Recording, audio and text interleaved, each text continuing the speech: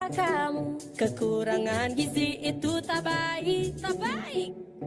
Tubuh kita mudah terserang berbagai macam penyakit. Protein, karbohidrat, vitamin, mineral, lengkapi gizi keluarga kita. Jagalah lingkungan bersih, aman dan sehat untuk kita semua.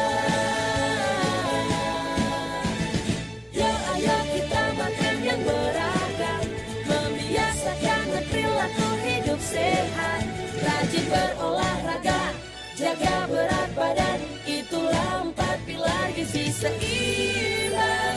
Bangsaku sehat berprestasi.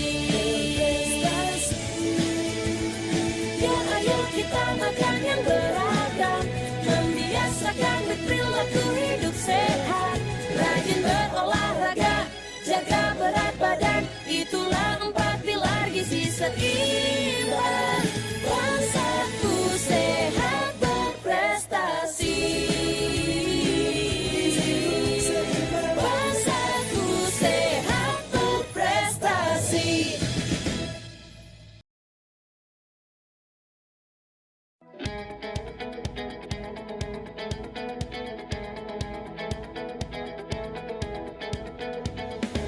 Siapapun kamu, pasti kamu punya cita-cita.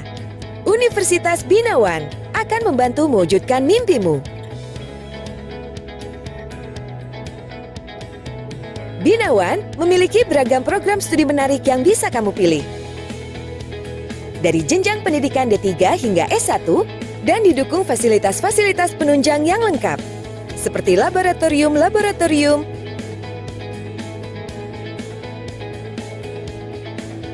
perpustakaan, dan masih banyak lagi. Di sini, kamu akan dibimbing dosen hebat, bertemu teman baru, dan belajar hal-hal seru.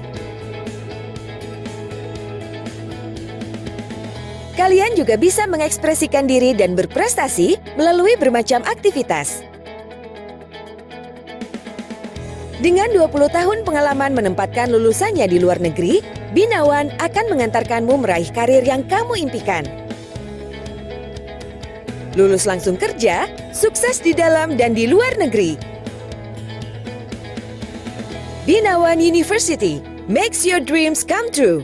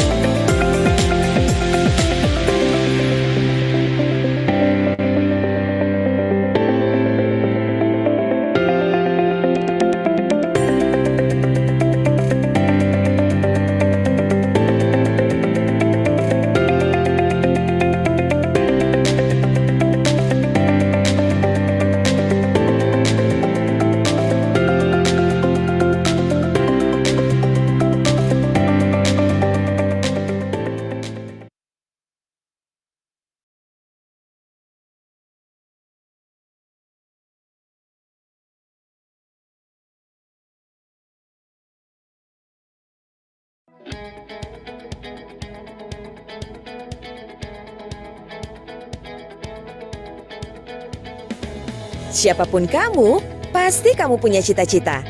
Universitas Binawan akan membantu mewujudkan mimpimu. Binawan memiliki beragam program studi menarik yang bisa kamu pilih. Dari jenjang pendidikan D3 hingga S1 dan didukung fasilitas-fasilitas penunjang yang lengkap, seperti laboratorium,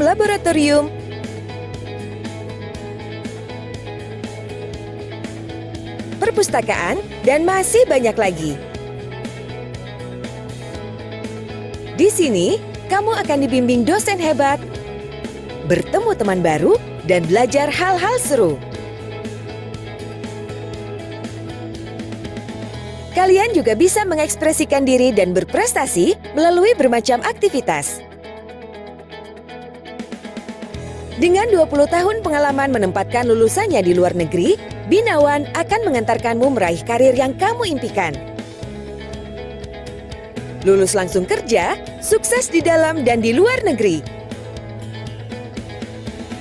Binawan University makes your dreams come true.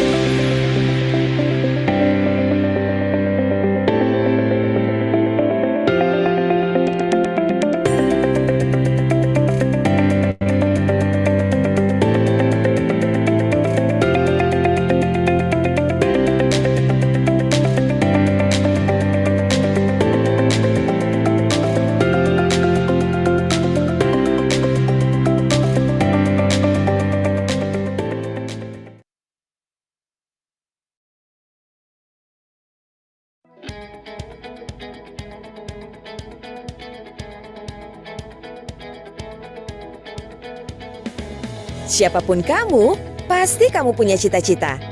Universitas Binawan akan membantu mewujudkan mimpimu. Binawan memiliki beragam program studi menarik yang bisa kamu pilih. Dari jenjang pendidikan D3 hingga S1 dan didukung fasilitas-fasilitas penunjang yang lengkap, seperti laboratorium,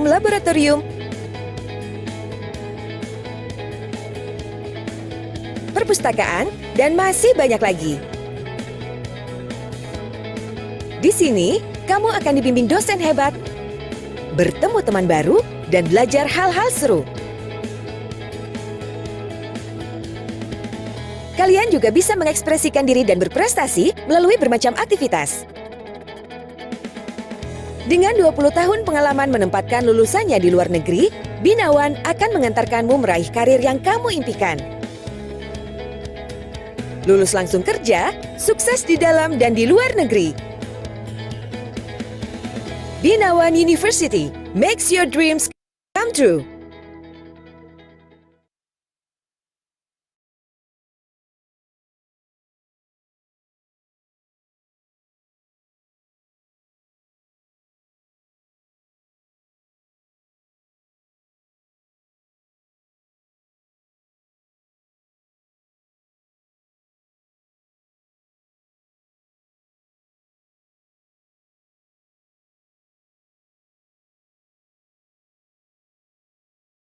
Warahmatullahi wabarakatuh.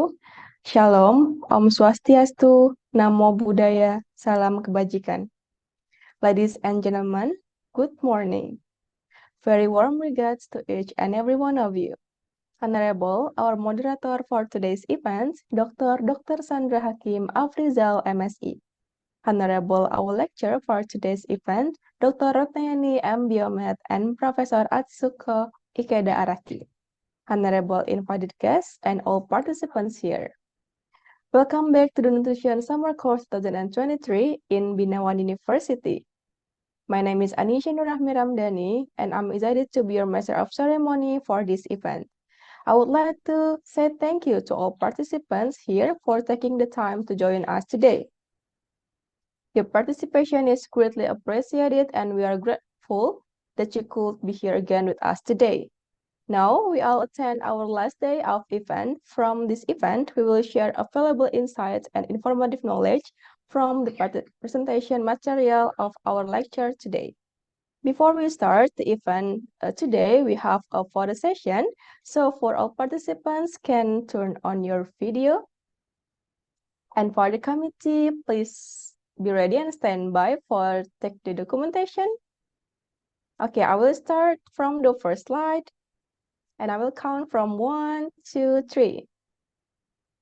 Second slide. 1, 2, 3. And the last slide. 1, 2, 3.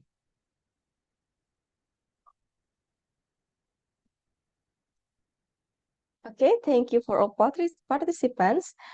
Before we get started, I would like to go over some important rules for today's event. The first one is please ensure that you have a stable internet connection and are in a quiet environment to minimize background noise.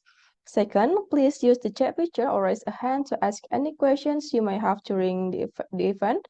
Our lecture will answer as many as possible. Third, please note that today's event is being recorded for future reference. Next, I would like to introduce our moderator for today's event, Dr. Sandra Hakim Afrizal, MSc. And let me read her CV first. She is a lecturer at Binawan University since 2021 to present. She finished her bachelor's and co-assistant for her doctor's degree at University of North Sumatra in 1998 until 2002. And for co-assistant in 2002 until 2004. She finished her master's degree at the University of Indonesia in Faculty of Biology of Department of Applied Microbiology in 2005 until 2007. She took a doctoral degree in public health at the University of Indonesia, Faculty of Public Health in 2016 until 2020. She has a lot of experience working as a doctor, and one of them is in primary health implementing staff at the South Tangerang City Health Service from 2014 until 2020. For now, since I already mentioned our moderator for today's event, me as a master of ceremony would like to say thank you to the participants and hope this event will run smoothly until the end of the event. So please welcome Dr. Sandra Hakim Afrizal, MSc. And the time is yours. Okay, thank you, MC, for the introduction. Okay, Assalamualaikum warahmatullahi wabarakatuh. Well, good morning, everyone. I think I want to call each country. Okay, good morning, Malaysia. Hello.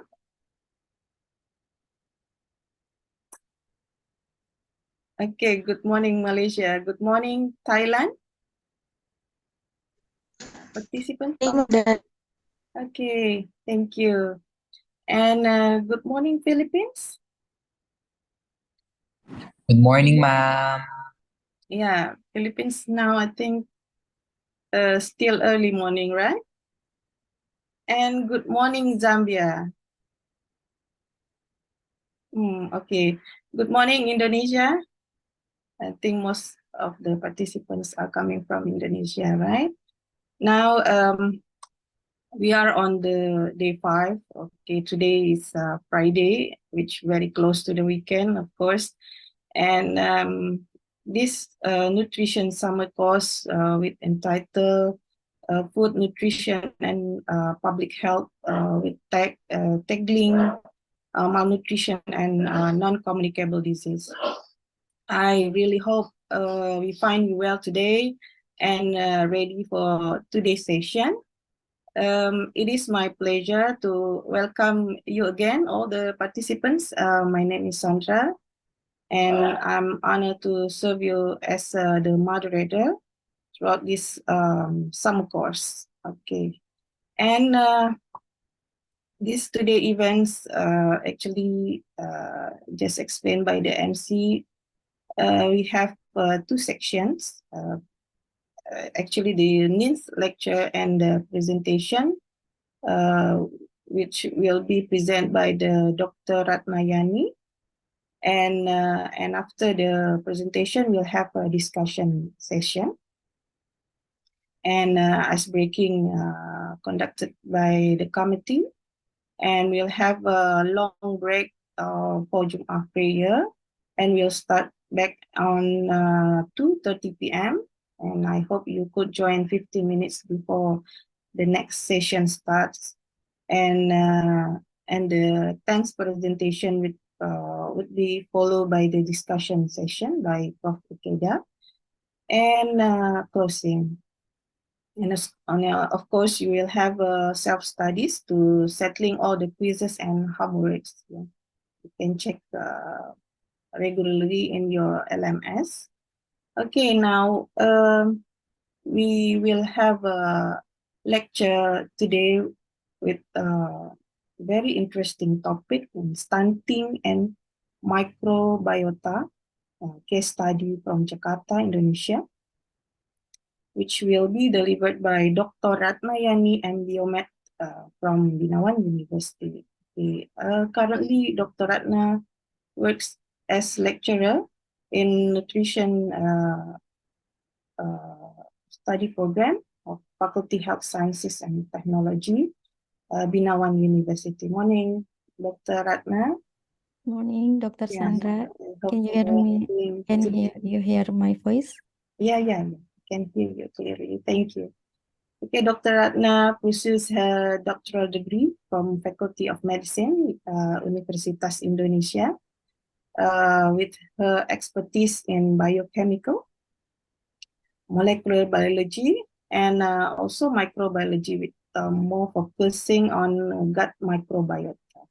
So our distinguished speaker will guide you through engaging lectures, and I really encourage you to actively participate with asking some questions. Okay, without further ado, I invite Dr. Ratna to deliver the topic. Dr. Ratna, time is yours. Thank you, Dr. Sandra, for the time. Okay. Assalamualaikum warahmatullahi wabarakatuh. Good morning, everyone. How are you today? I hope you are still enthusiastic about taking this summer course. And today is our last day for live lecture session. And this event, I would like to share about stunting and microbiota, and maybe the committee can help me to share my slide.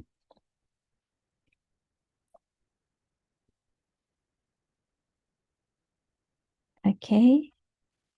And the next slide. Yeah, today we'll talk about stunting and microbiota with focus on study case in Jakarta, Indonesia.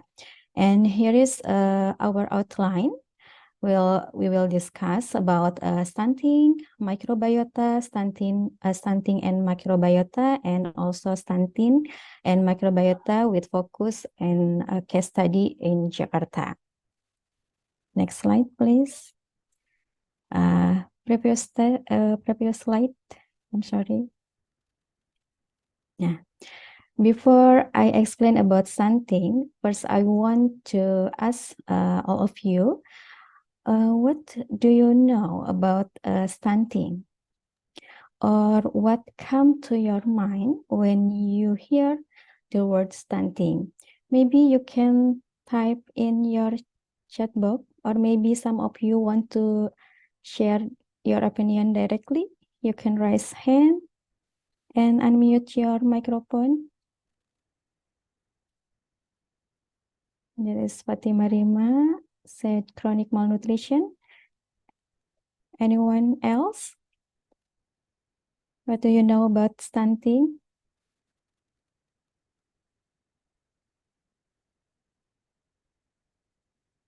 No one? Yes. Low height by its age, and another Queenie Kirsten Lacambra stunting, low height for their age. Yes, great. Next. Okay, next slide. Yes, everyone is right, and I think you are already understand about stunting. As a definition, stunting is a form of chronic malnutrition characterized by low age by age. Yes, as we know that form of malnutrition, there are two forms of malnutrition. Chronic malnutrition, this is stunting, and acute malnutrition. My next question, what form of acute malnutrition? Still remember maybe?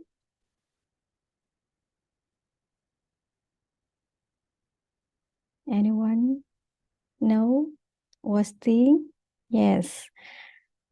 Wasting is a form of acute malnutrition. And for chronic malnutrition, we can characterize by H4H. And what anthropometric indicator for acute malnutrition?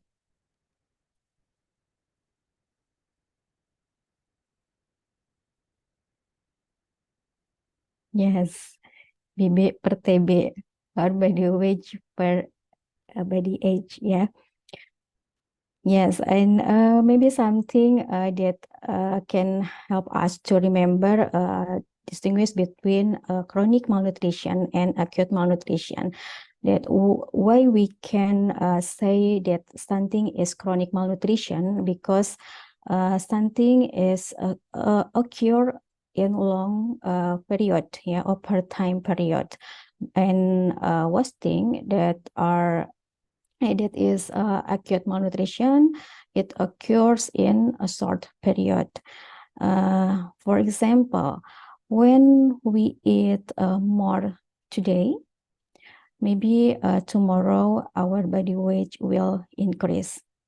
And when we eat less today, maybe tomorrow our body weight will decrease. So body weight per age, that is indicator of acute malnutrition. But when we eat more today or we eat less today, whether our age per age will increase or decrease? What do you think?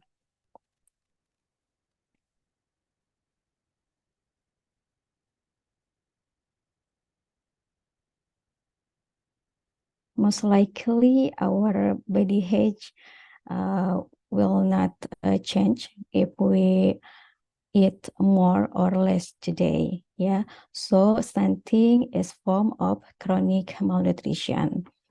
And WHO defines stunting as H4H below -2 standard deviation of the WHO child growth standard median. And stunting is the impaired growth and development that children experience from poor nutrition, repeated infection, and inadequate physical-social stimulation. Yeah. In this statement, we can underline that stunting children is come from poor nutrition, repeated infection, and inadequate physical-social stimulation. So we can say that not all children, short children, will become stunting. Yes, children with short stature must be referred and follow up with stunting management. So many diagnoses to define that short children will become stunting. In determining stunting from stunted children, several further examinations are needed, such as determining growth rates and looking at their genetic potential, history, and physical examination, and other support in some stage. Yeah, so many diagnoses to become short children become or experiencing stunting. Okay, next slide. And here the data from basic health research, or we say Riskesdas in Bahasa. In 2018, the prevalence of stunted children in Indonesia is around 30.8%. And this number was decreased from 2013. Before is 37.2%. And in Jakarta, as a capital province and also a state capital, prevalence stunted children is about 17.7%. Yeah. Next slide. And this is the prevalence of stunted children based on the data of SSGI in Bahasa Survei Status Gizi Indonesia, or nutritional Indonesian Nutritional Status Survey in 2021, that the prevalence of stunted children in Indonesia decreased become 24.4% if we compare with basic health research data, but it's still high if we compare with the target of our government. Our government was targeted that prevalence of stunted children in 2024 is 14%. So stunting is still become our focus to overcome this malnutrition. Next slide, please. And stunting has many consequences, both short-term and long-term.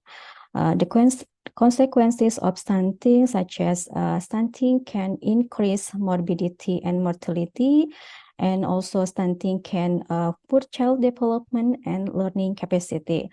Several studies have shown that stunted children have an academic level if compared with a normal student or normal children. Stunting also can increase risk of infection and non-communicable disease in adulthood. And in the long term, stunting can reduce productivity and economy capability. Next slide.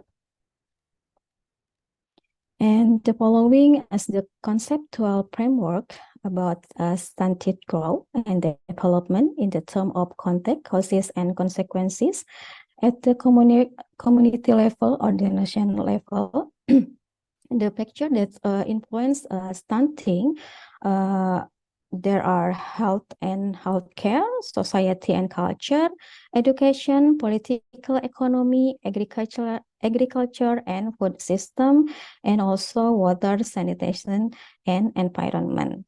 But in the level of household, the factor that influence stunting are the mother, how the condition during pregnancy, and then inadequate care, inadequate breastfeeding, inadequate complementary feeding, the home, how about the sanitation, poor quality food and water safety, and also infection.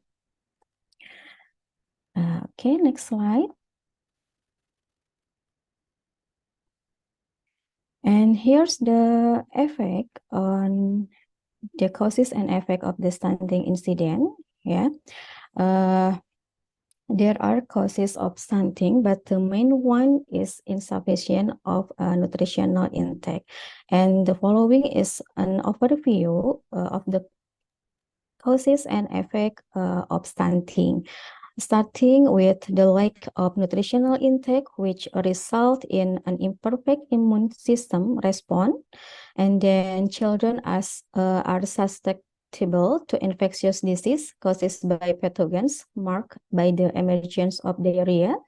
And then gastrointestinal infection also result in disorder of gut microbiota balance on dysbiosis. So malabsorption result in lack of nutritional intake. And then this condition will impact to gastrointestinal permeability disorder is the occurrence of malabsorption and impaired balance of gut microbiota result in weak protection of the digestive tract, resulting in impaired permeability. Yeah. Regarding the balance of the gut microbiota, now research about stunting are linked to the composition of gut microbiota. Next slide, please.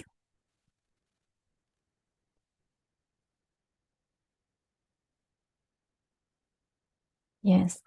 What is microbiota? Now we will talk about microbiota. Maybe some of you have here what is microbiota. What do you know about microbiota?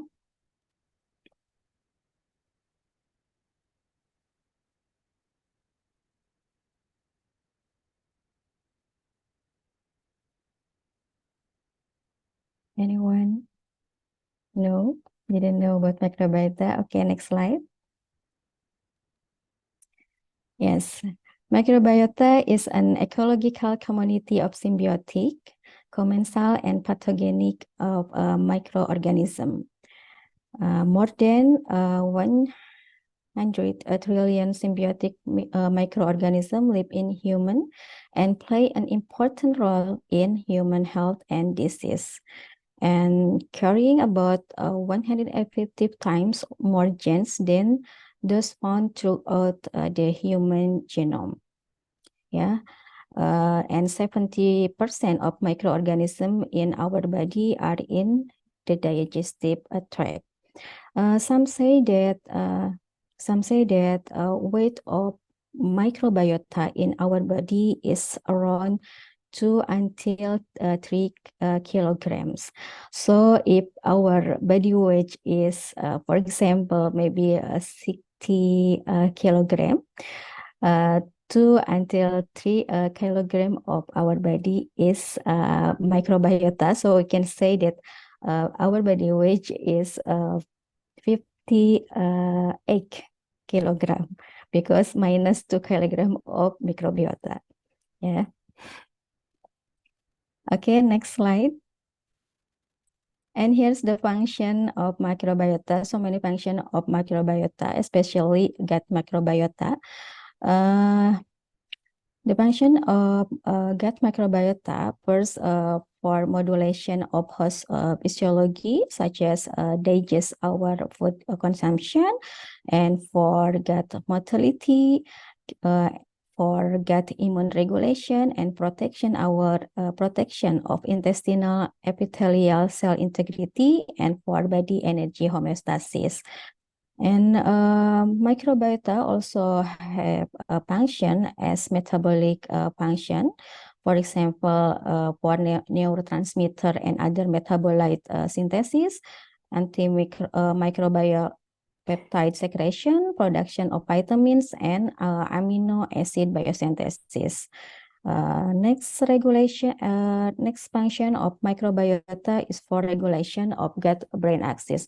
Maybe we have heard about gut-brain axis.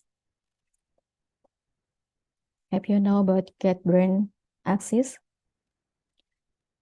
Gut-brain axis is a talk or a conversation between our gut and our brain. For example, if we feel afraid, or if we feel worried, or maybe tomorrow we have an exam, suddenly we feel stomach ache, or diarrhea. Have you ever felt like that? Yes, there are about gut and brain axis. Another example, if we have a stomach ache or diarrhea, and then we don't want to think hard, right?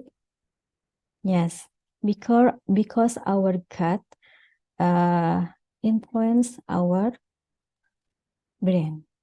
Yeah, that are gut-brain axis. And gut-brain axis is one of the function of microbiota. Yeah, and another microbiota function is for metabolism, dietary component, how to branch chain and aromatic amino acid metabolism, and also metabolism of drugs and xenobiotic. Next. And the following are conditions of imbalance our gut microbiota on, or we can call dysbiosis. Yeah, dysbiosis is the condition that our gut microbiota is imbalance between pathogenic and good bacteria. Yeah, in the left side or the red color, this is the condition of disease. When we eat more sugar or excessive protein consumption or excessive of saturated fatty acid, it can make or it can reduce short chain fatty acid and increase TMAO. TMAO is trimethyl amino and oxide production, and then will increase lipid polysaccharide, LPS, and also increase CVD risk and make gut inflammation, insulin resistant, cognitive decline, and also increase risk of diarrhea. This is the food that can make our gut microbiota dysbiosis. And the right side or the blue one, that if we consume more probiotic or dietary fiber, it will increase short fatty acid and antioxidant production, and then will decrease kidney toxin, can improve lipid metabolism and low gut inflammation, and also repair insulin sensitivity and reduce risk of some infection. Yeah, so we need to maintain our balance of our gut microbiota. Next slide. Development of gut microbiota is influenced by many factors. Some studies say that colonization of gut microbiota is start from fetus or during pregnancy, and some say that colonization of gut microbiota starting when the baby is born. Yeah, in the picture we can see the first stage of colonization of gut microbiota. This is the difference between babies who's born vaginally and via section. We can see that babies born vaginally is the composition of gut microbiota is dominated by lactobacillus, and then Prevotella and Snathia. But baby when who's born with C-section is dominated by Staphylococcus, Corynebacterium, and Propionibacterium. And then after a period of delivery, we can move to next period, is breastfeeding period. This is comparison about children who get breast milk and children who get formula milk. In breast milk, as we know, there are many things that include in breast milk, such as HMO or human milk oligosaccharide and fatty acid, also immunoglobulin A and TGF, total growth factor beta, and human milk microbiome.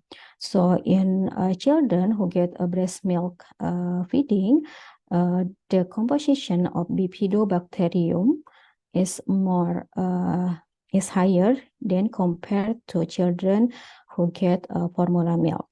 Children who get formula milk is dominated by bacteroides and Clostridium.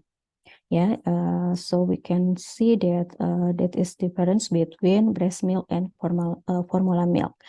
And the next period is the weaning period. The weaning period is the introduction of solid food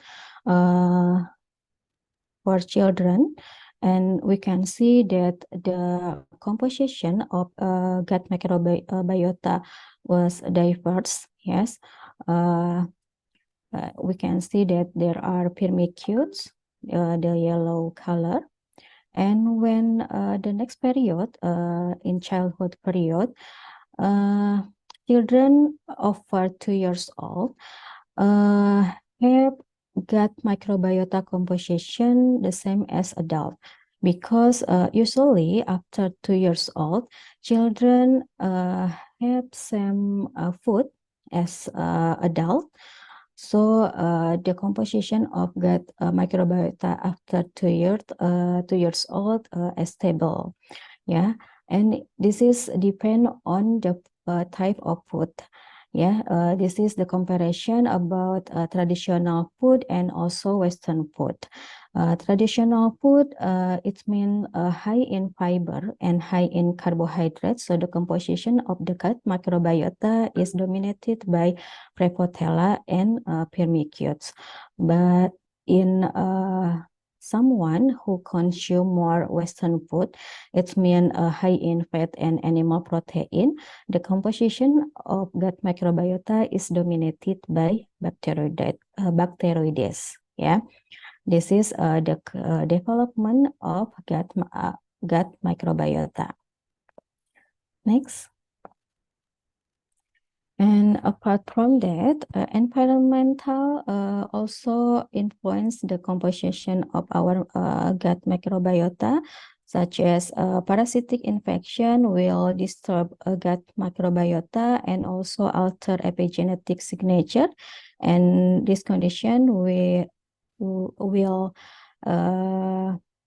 influence local gut inflammation, and in the long time will influence our gut permeability and also systemic inflammation.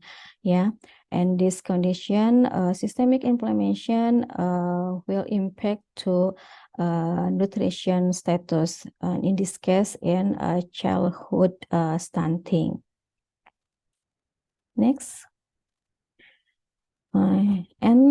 So what is the relationship between gut microbiota and stunting? Here, some research about relationship between stunting and gut microbiota. Next slide, please. This is the study, longitudinal analysis of the intestinal microbiota in persistently stunted young children in South India. This research was conducted on a group. There are two groups. The one is group consists of stunted children with low birth weight, and as a control is children with normal status and non-low birth weight. And the result are, next slide. And here is the result for that study, that the microbiota of control children or normal children was enriched in probiotic species such as Bifidobacterium longum and Lactobacillus mucosae. but in the stunted children was enriched in inflammogenic taxa, including genus Desulfovibrio and Campylobacterial. Yeah, we can see from the picture, the green one is the microbiota of normal children or control group, and the red is the stunted children. This we can see that Bifidobacterium longum in normal children is higher than stunted children. But in the stunted children, the research said that genus inflammatory or pathogenic genus Desulfovibrio and Campylobacteria is higher than non-stunted children. Here is the number of Desulfovibrio and Campylobacterialis. This is Campylobacterial. Okay, next. And the next study is about gut microbiota of healthy and malnourished children in Bangladesh. Yeah, this is also compared between stunted and non-stunted children at the age 3 until 5 years old. And the results show that in malnourished children, proteobacteria and bacteroidetes accounted for 46 and 18%.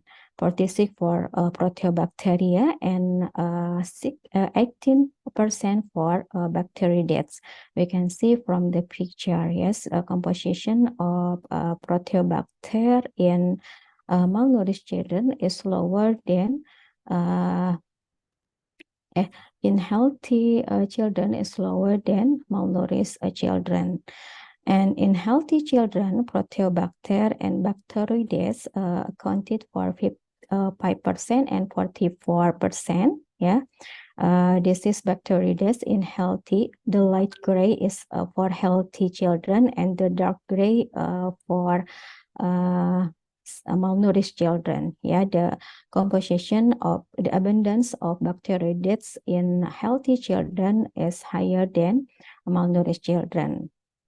And in the malnourished children, the phylum pathogenic or the phylum Proteobacter consists of the pathogenic genus, namely Klebsiella and Escherichia, which were higher than healthy children. Yeah, so we can say that in children with malnourished condition have more pathogenic bacteria than children with good condition. And next. And next, research in Indonesia about gut microbiota profile of Indonesian stunted children and children with normal nutritional status. And this research was conducted in Pandeglang and Sumedang area. Pandeglang is one of the city in Banten province, and Sumedang is one of the city in West Java province. And the results show that Prevotella, which has the most abundant genus in the children, was significantly lower in stunted children. Yeah, the blue one is stunted children, and the red one is normal children. This is that show that Prevotella in stunted children were lower compared to the non-stunted children. And Prevotella has been correlated with dietary fiber intake, which was lower in the stunted children. So we can say that Prevotella is one of the good bacteria, and this amount in stunted children was lower than non-stunted children. Next. And this is our research my research for doctoral study about stunting and microbiota, and the research was conducted in Jakarta slum area. I compare two groups between stunted and non-stunted children, and we analyze how the composition of gut microbiota into groups, and then we analyze what factor that influence the composition of gut microbiota. And here is the result. Next. Yeah, this is our result that maybe you know about Bifidobacterium, Lactobacillus, Enterococcus, and E. coli. From our result, the composition or abundance of Bifidobacterium and Lactobacillus higher in non-stunted group than stunted group. Stunted group is red color and non-stunted group is blue color. Yeah. In contrast, in pathogenic bacteria, Enterococcus and E. coli, the abundance of this bacteria in stunted group is higher than non-stunted group. Yeah. Next slide. We analyze the composition gut microbiota, but by whole genome sequencing, so we can know all of microbiota from phylum level until species level, and this is the microbiota in genus level. Yeah. Some of bacteria that differ between non-stunted and stunted children. Yes, from for Blautia, Lacnospiraceae, Monoglobus, and Bilopila, this bacteria is higher in non-stunted group is higher than stunted group. And for Mitsuokella and Alloprepotella, this bacteria in non-stunted group was lower than stunted group. Next. And this bacteria at the species level, there are 4 bacteria that keep a difference significant in stunted and non-stunted group. There are Akkermansia municiphala, Odoribacter splanicus, Bacteroides clarus, and Providencia alcalipacien. Maybe this bacteria is familiar in you, or maybe you just know the name of this bacteria. Some of you know, but yeah, same with me. When I first found this bacteria, I also not familiar with this bacteria, but for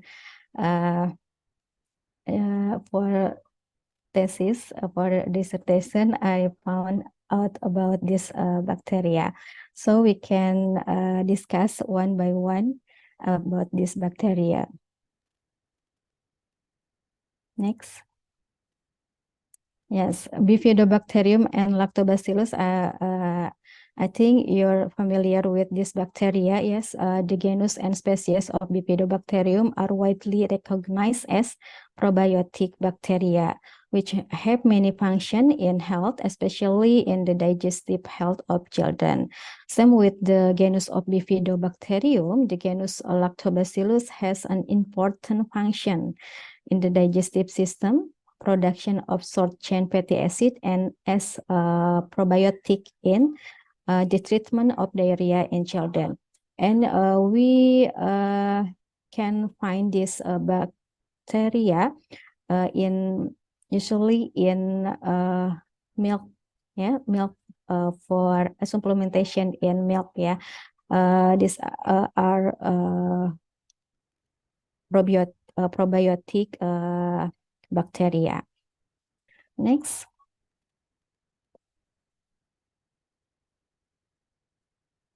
Next slide, please. And Next bacteria is Enterococcus and E. coli. These bacteria are pathogenic, and in our result, the abundance of Escherichia coli and Enterococcus was higher in the stunted group than in the non-stunted group. And Escherichia sigilla and also E. coli are pathogenic bacteria that causes disease, especially diarrhea. Next slide. And next bacteria is Blautia. The genera Blautia is a family of Lachnospiraceae and phylum Firmicutes. And in our study, the abundance of Blautia in non-stunted group is higher than stunted group. A study in Bangladesh said that the number of Blautia in healthy children was higher than in malnourished children. This is in line with our study. And knowledge of the genus Blautia as a bacterium in the gastrointestinal tract of mammals is still developing. And now bacteria has been of particular interest since the discovery of its anti-inflammatory role in reducing metabolic disease. And recent research has stated that Blautia is genera that has the potential as a probiotic. So we can say that Blautia is one of the good bacteria, and the amount of Blautia is higher in a non-stunted group. Next bacteria is Lachnospiraceae. Lachnospiraceae belongs to the family of Lachnospiraceae and phylum Firmicutes, same with Blautia. And several studies also show that Lachnospiraceae is one of the bacteria found to be more abundant in healthy children. And the result is in line with our research that Lachnospiraceae in non-stunted group is more abundant than in stunted group. And other studies have shown a decrease in the number of Lachnospiraceae in children experiencing severe acute malnutrition. And also Lachnospiraceae could be an indicator of the incidence of stunted, where the number of stunted children was less than the non-stunted children. It means that Lachnospiraceae in stunted children is lower than non-stunted children.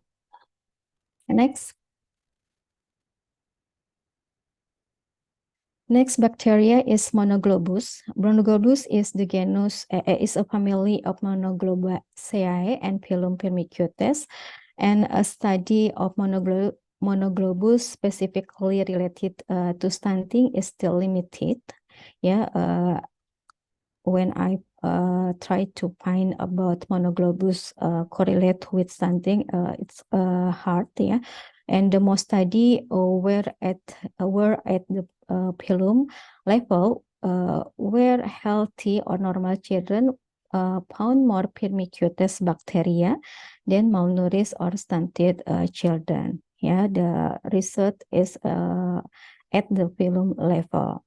And previous study at the species level for Monoglobus pectinilithecus show its roles in degrading pectin. And pectin is a type of carbohydrate that is widely found in the walls of vegetable and fruits. Or we can say that pectin one type of fiber. Yeah, and in our study, Monoglobus in non-stunted group is more abundant than a stunted group.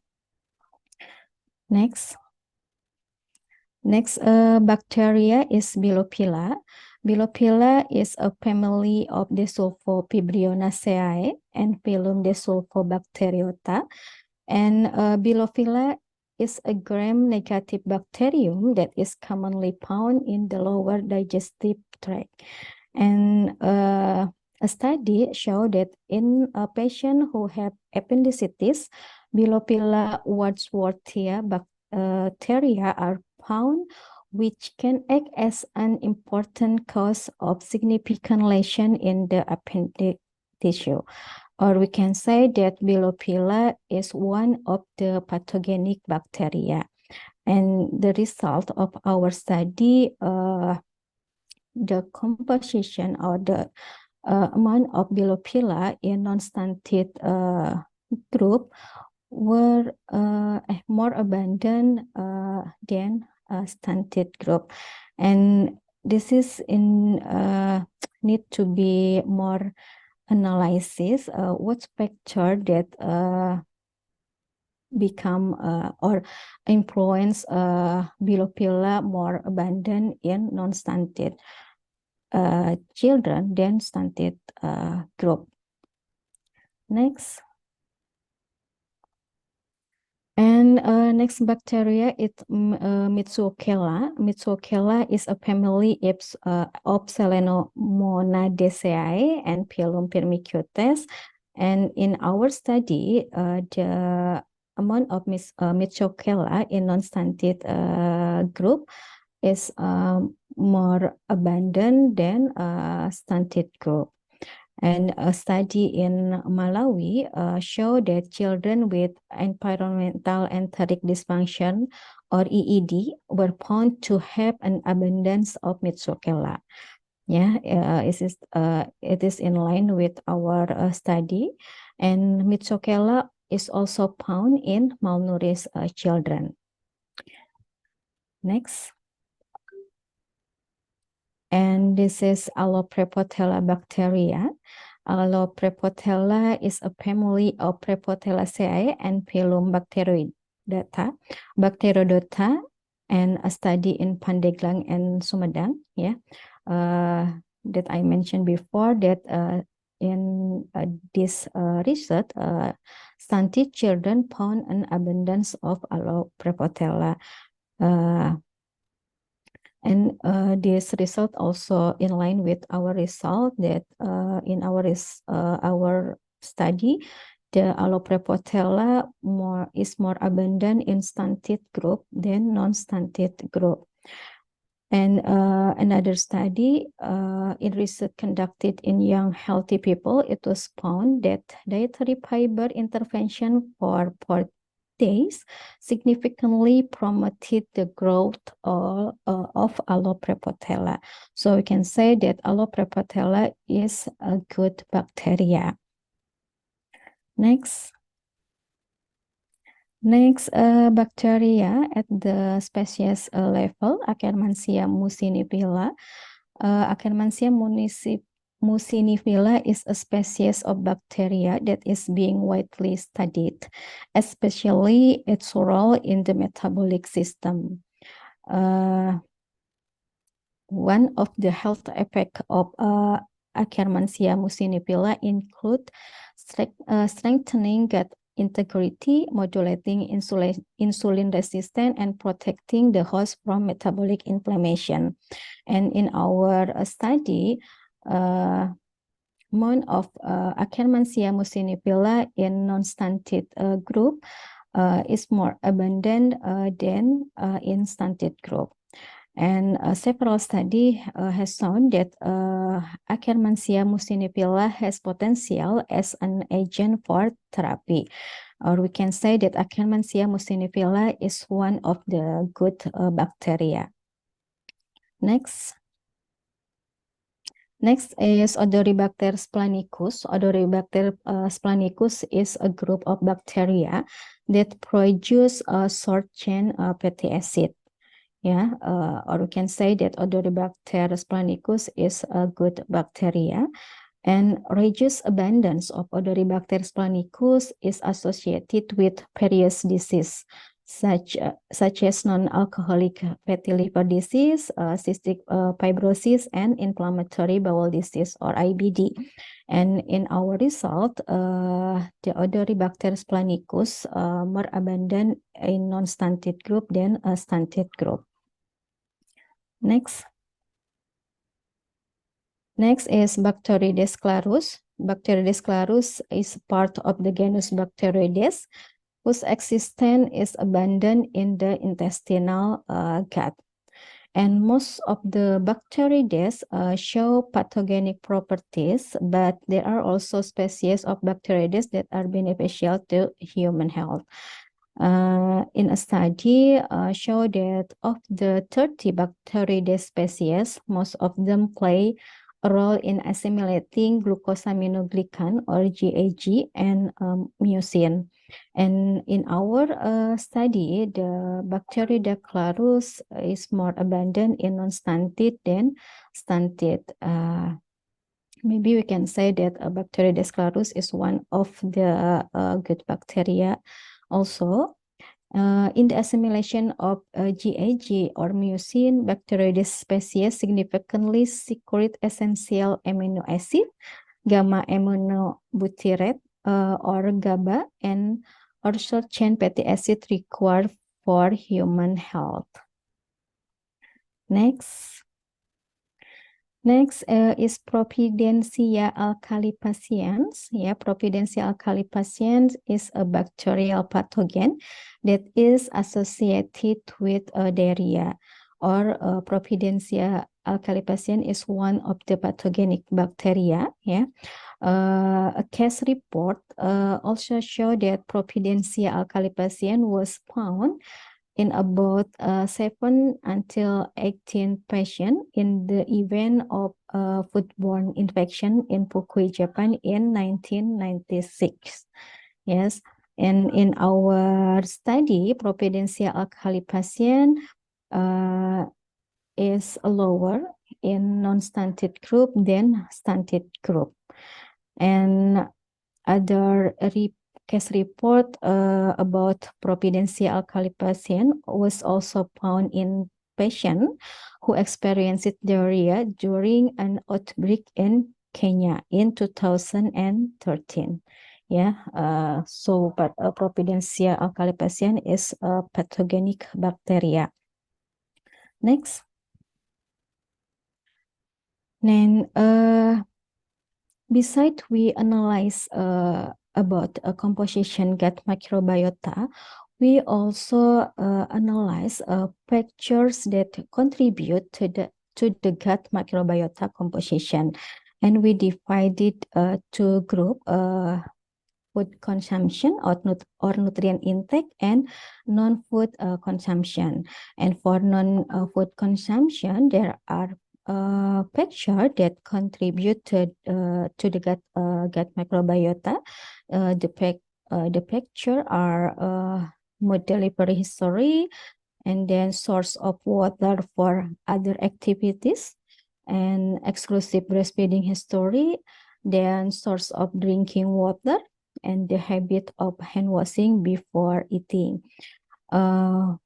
Mood delivery history is divided to type, vaginally and Caesar section, and our result show that in children with vaginally children born vaginally have more lactose than children born by Caesar section. The green color is this is the good bacteria, and the red color these are pathogenic bacteria. Yeah, so the good bacteria in children born vaginally more abundant than children born via Caesar section. Yeah, another factor that is a source of water for other activities divided into two, well water and PDAM, perusahaan daerah air minum, or what we can say in English, maybe water, what this? PDAM, yeah. Local water supply, yeah. And the results show that children who use water from well water have more Mitsuokela. Mitsuokela is one of the pathogenic bacteria Then children who use PDAM water for other activities, yeah. And other factor, there is exclusive breastfeeding. History, yes and no, get exclusive breastfeeding. We can see that children who get exclusive breastfeeding have more Odoribacter splanchnicus as a good bacteria than children who not get exclusive breastfeeding. Yeah, and for source of drinking water, we divided into two: branded gallon, branded water, and refill water. Yeah, in Indonesia, there are some of branded water and refill water, or we say it air isi ulang. Yeah, and the results show that children who use branded water have more Odoribacter splanchnicus as a good bacteria than children who drink refill water. Yeah, and for habit of hand washing before eating, yes and no. Yeah, it found that in children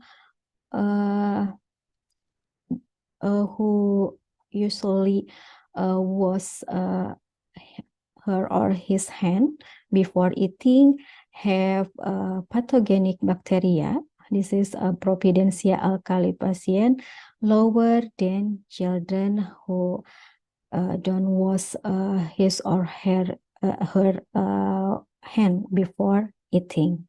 Yeah, so it means that our personal hygiene is needed to us, yeah, to children to have a more good bacteria, yeah. And next slide. And this is nutrient intake. We correlate the nutrient intake with the composition of gut microbiota, and our result found that there is the positive correlation between energy and also carbohydrate and also fat and zinc with the good bacteria. Yeah, it means that if we consume more carbohydrate or if we consume more zinc, it will increase the composition of good bacteria such as Lactospiraceae, Odoribacter splanchnicus, and Bacteroides clarus. But we found that the correlation between protein and also iron, that is positive correlation with the pathogenic bacteria. This is Bilopela that I say before. It needs to be analyzed. Why Bilophila as pathogenic bacteria is more abundant in stunted group and in children with consume more protein and iron. Yeah. Maybe next.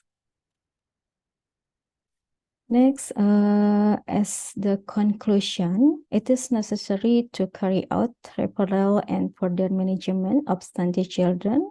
So the optimal treatment can be carried out based on the causes, yeah.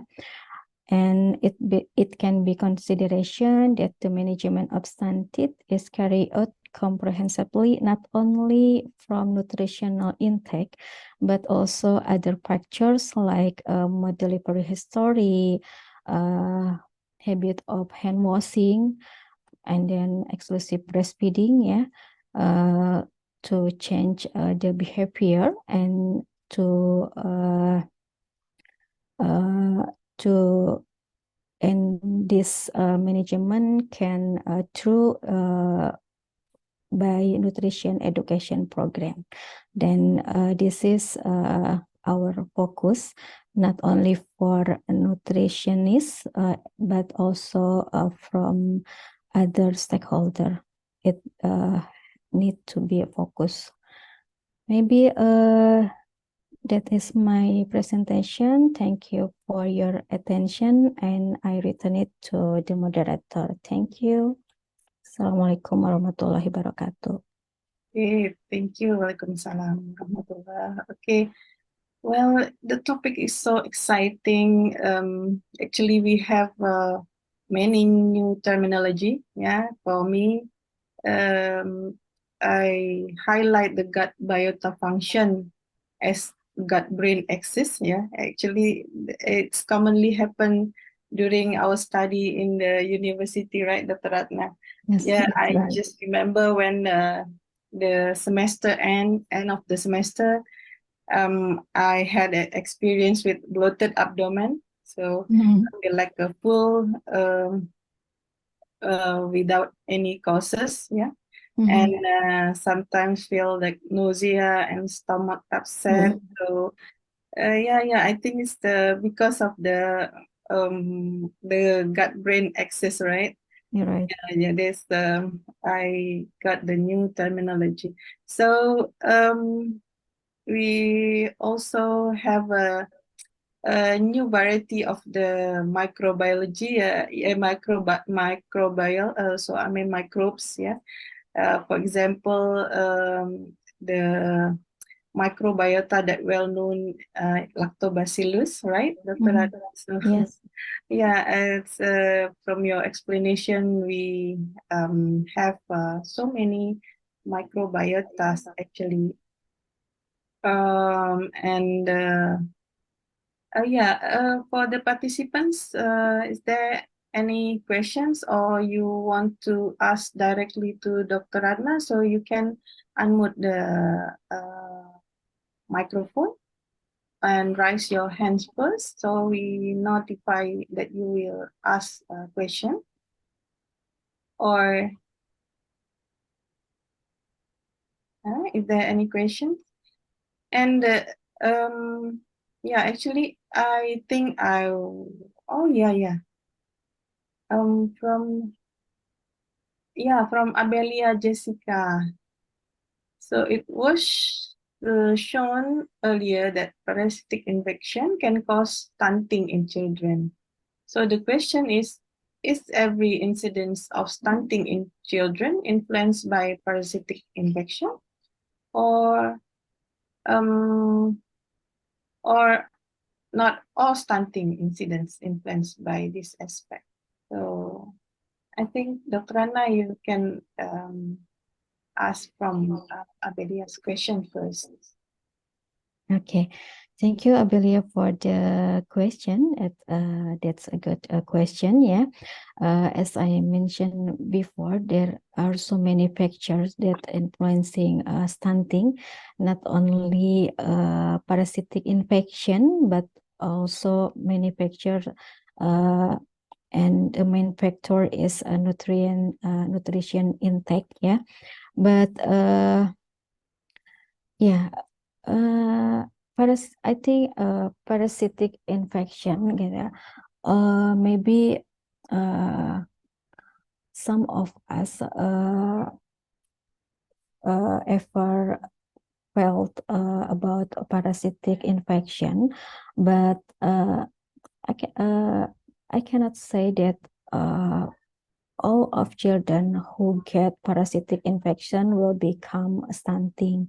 But I can say that children who get a parasitic infection is more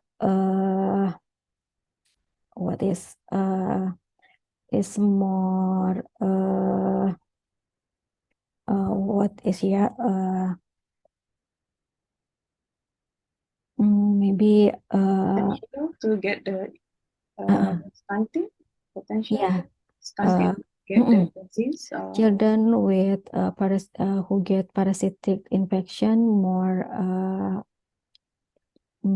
what is kesempatan to get stunting than children who not get parasitic infection.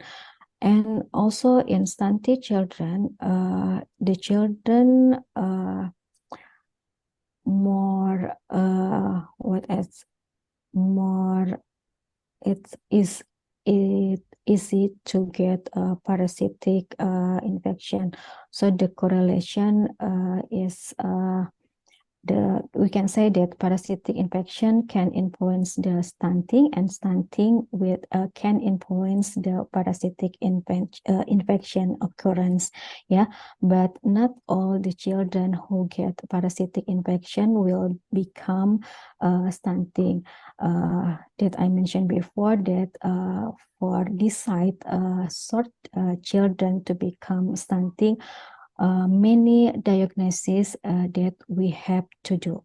Yeah, the recurrence of infection and malnutrition in the long term, and also genetic from parents. We have to do a diagnosis. Yeah, so that not all stunting incident influences by this aspect. Yeah, so many factors that influences the incident of stunting. so meaning that stunting comes from many aspects, from many factors, not only from parasitic infection. Yes. Then parasitic infection may cause the stunting and vice versa. The stunting may cause the kids more easy to get the infection, right, Dr. Ratna? Right. Yes, Yeah, Dr. okay. Sandra. Yeah. Abelia, do you have more questions? No? Yeah, I think we move to the next question from Hesti Wulandari. So, hello, Dr. Ratnayani. We've known that fetus absorbs nutrient from the mothers from the placenta. That all mean that fetus will get good bacteria for mother from the body, or the fetus not have good bacteria yet. Oh yeah, since when the human have good bacteria? Hesti asking about do the placenta can send the good bacteria from the mother, or since when the human have the good bacteria in this intestine? Okay, Dr. Ratnayani. Okay, thank you, Hesti Hulandari, for the good question. Yeah,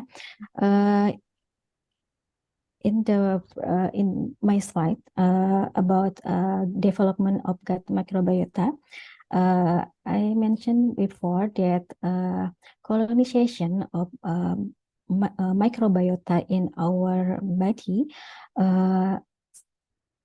Previous studies say that is start from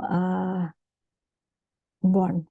Yeah, when the child first colonization occur when children born, but recent study have shown that the colonization of bacteria is start from fetus or during pregnancy. It means that there are or the what is the baby, the fetal can absorb bacteria, or can bacteria from his mother.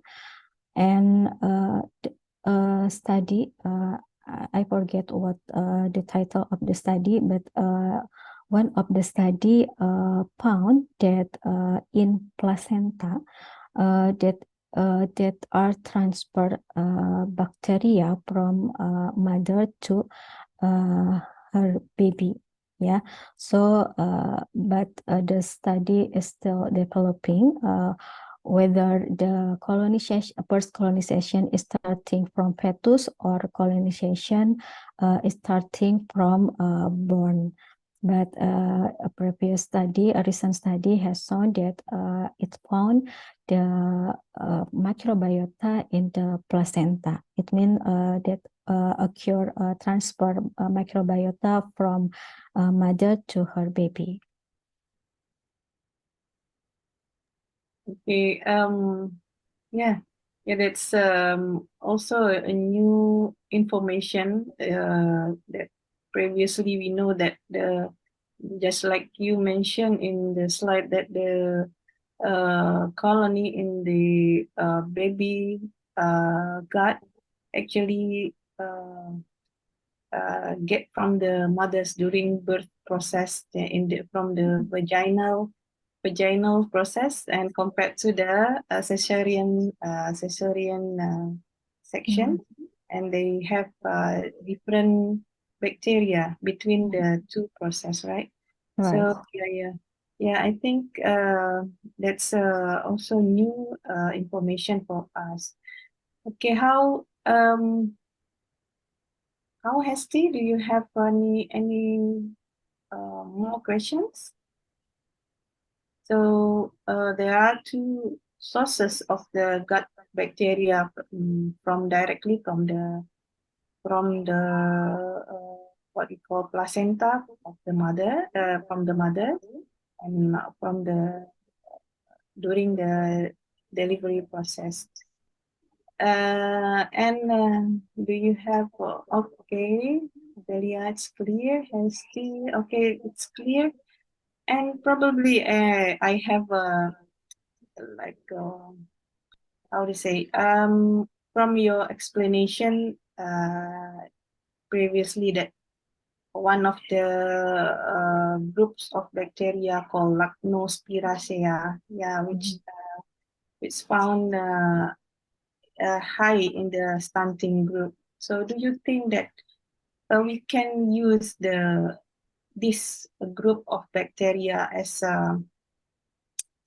the indicator of the stunting? Besides, you know that the actually stunting have what we call that. We have the sign and symptoms of stunting, but we can measure the stunting. But then, can we use the microbial investigation as the indicator, one of the indicator to say that okay, this baby is stunting? Do you think we can advocate this one to be the indicator of stunting?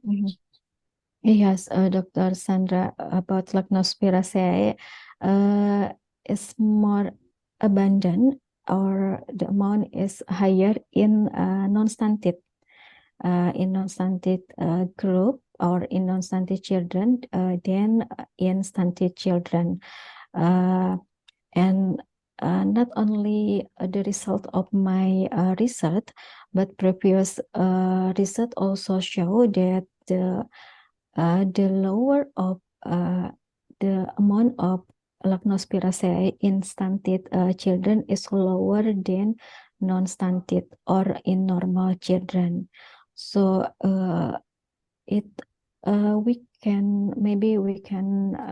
maybe the Lactospiraceae can be the indicator for stunting status, that children who has lower of Lactospiraceae to be need to treatment, to be diagnosis for the diagnosis. Maybe we also compare with the anthropometric indicator, whether the amount of Lactospiraceae it's in line with the with the anthropometric indicator, and I think the several more study have conducted and also shown have the same result and in line with our study that lactose is lower in stunted children. So it can say that lactose is one of the indicator bacteria that the amount is lower in stunted children. Yeah, maybe probably in future, yeah, Dr. Adna. So because the stunting is quite still high in Indonesia, and then yeah, we need to improve our capability to diagnose the stunting itself. So no kids with misdiagnosis of the stunting and overdiagnosis also, right? And yeah, and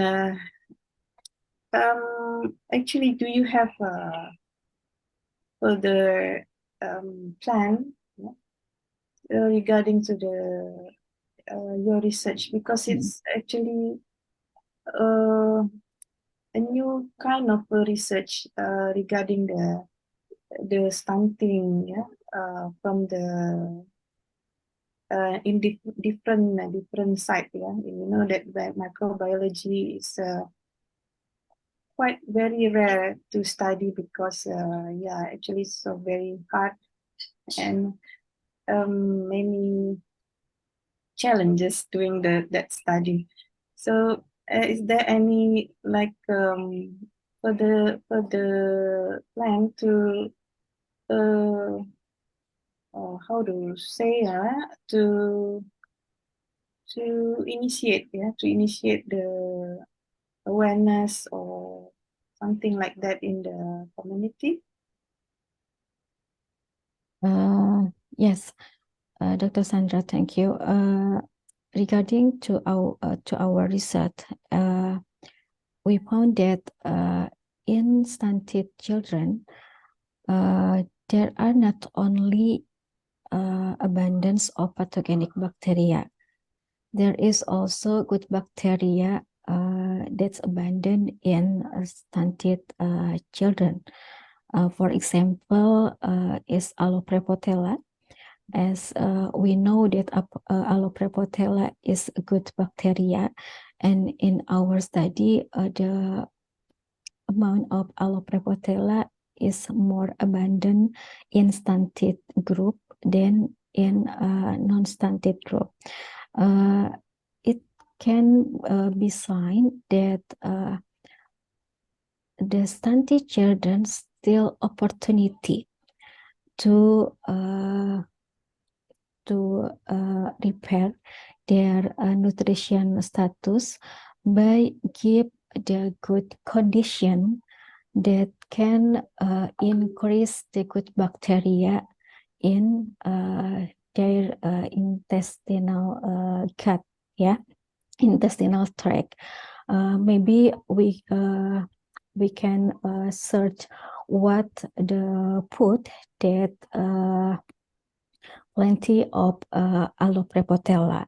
For example, food that high in fiber, maybe, yeah, we can add to the complementary feeding as the way to intervention of stunted children. We can add a food with high in fiber. So we hope that if we treat the stunted children, it will be increase the good bacteria, and the increase of good bacteria will increase the nutrients absorption. Yeah, one of the function of the microbiota is for digest the food, like that. if our gut is more pathogenic bacteria, so we cannot absorb the good in nutrient for our body. But if our gut is more abundant of good bacteria, it will help to absorb nutrient intake from the food that we consume. Yeah, maybe that's we can be a focus to repair the bacteria to in stunted growth by keep pictures that will be increase the good bacteria, not only in food but also other picture in non-food consumers, such as how to encourage the mother to keep their children exclusive breastfeeding, how to encourage the mother to be born their children by vaginally, and then how to encourage the mother to make a children have a habit in hand washing before eating. That's impact to the composition of their gut microbiota, and also we can focus on the source of drinking water. Yeah, the good drinking water can impact to the composition of gut microbiota. Okay, I think that's become a challenge in the next research. Yeah. Yeah, actually, if I can conclude for all of the presentation of the topic, so we know that the factor contributes to the microbiota, right? First one is consumption, yeah, from exclusive breastfeeding, yeah, and also high fiber intake. And secondly is the increasing of the pathogen because of the consuming source water from the water provider company. And yeah, we know that in Jakarta there's a lot of local water provider company, yeah, just like PDAM or Reveal Water, yeah, you know, it's kind of a blue one or biru or I don't know, and yeah, we need to a well-known brand water consumption, yeah, and then the hand washing habits, yeah, it also contributes to the microbiota.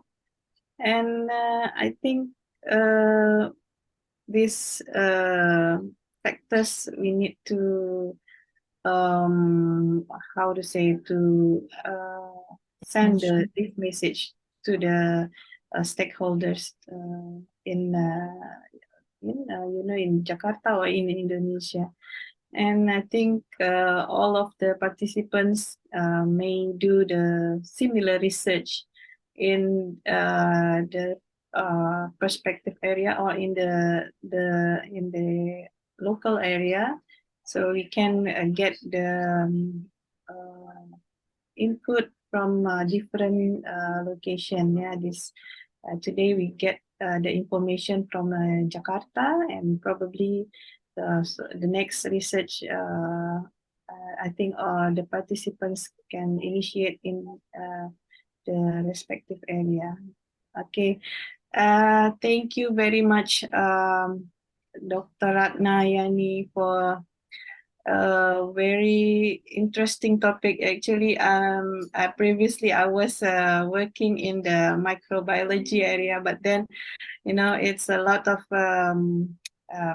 challenges to do the microbial works. But I know that this can be how to say, it can be a good future for the stunting, how to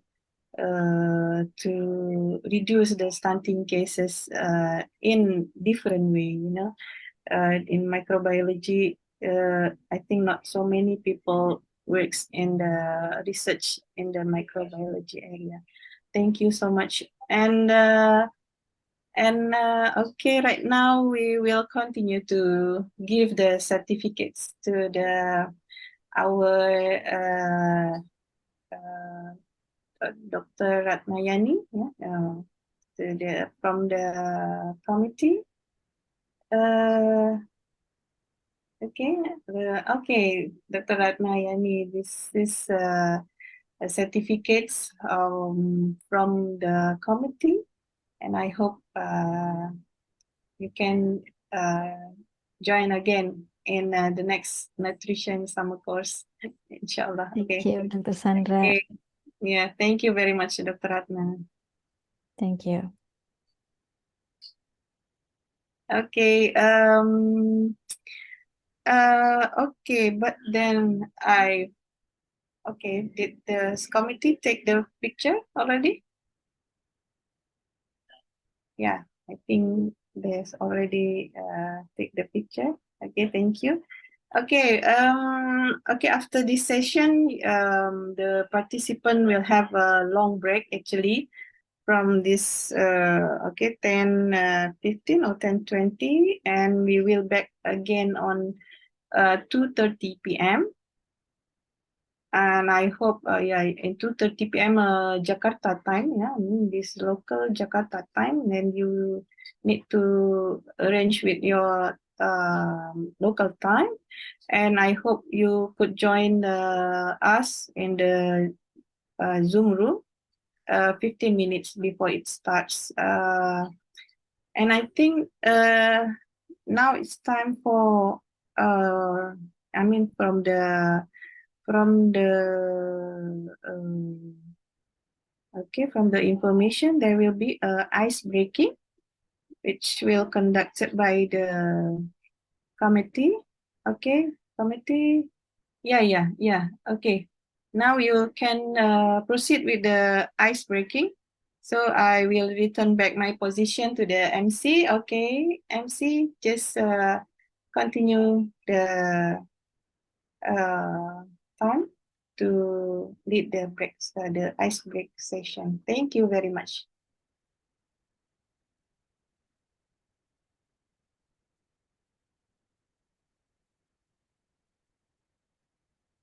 Yeah, MC, you can.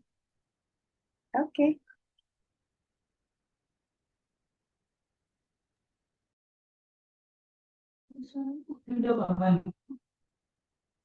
Okay, thank you, Dr. Sandra, for our moderator today, and thank you, Dr. Ratnayani, for our first lecture today. Good morning, everyone. Back again with me, Anggi, and my partner, Gina, as a master of ceremony for today's event.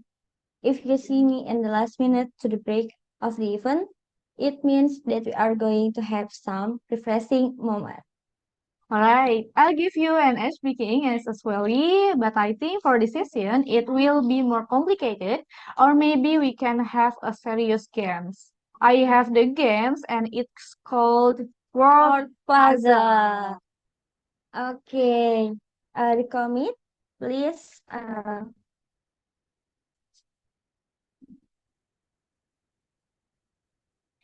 Okay. The name is Icebreaking Words Puzzle. Yes. The rules, you must look it carefully because we will like to show you the random word and then I'll give you a clue. So you can try to answer quickly. Okay. Oh, before we start The clue. Okay, the clue is the children have a height for 8 years more than the standard definition below the WHO child growth standard media. You can guess, guys. Can you read it? Okay, stunting. Stunting. Stunting. Okay. Stunting. Any else? Anyone else? Maybe you have the Answer in chat box. Zoom. Okay. Look the answer, and the answer is stunting. Okay. Yay! Congratulations for Okay. For the next question. Okay. This clue is deficiencies or excess in nutrition intake, imbalance or of essential nutrition, Or impaired nutrition utilization. Malnutrition. malnutrition. Okay, malnutrition.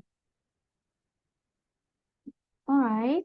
It's an imbalance between the nutrients your body needs and the nutrients it gets. Okay. Anyone else? Right. Malnutrition. Nutrition. Okay. And look the answer. Right. Yes. Okay, malnutrition. Okay. Yay. The next question. An ecological community of symbiotic, commensal, and pathogenic microorganisms. Microbiota. It contributes to regulation of The the immune immune system. system. Microbiota. Microbiota. Okay. Anyone? Microbiota. Okay, look the answer, and the answer is microbiota. Okay. Congratulations for the right answer. All right, next. This is the body mass index BMI over 30. Obesity. All right. You're so smart, guys. Obesity. Obesity. Right. This is the excessive or abnormal accumulation of fat. Right. Okay, look the Okay. answer. And the answer is obesity. Okay. Good answer. Right. This is the clue is when the pressure in your blood Vessels is is too too high. high. Hypertension. Hypertension. Are you sure?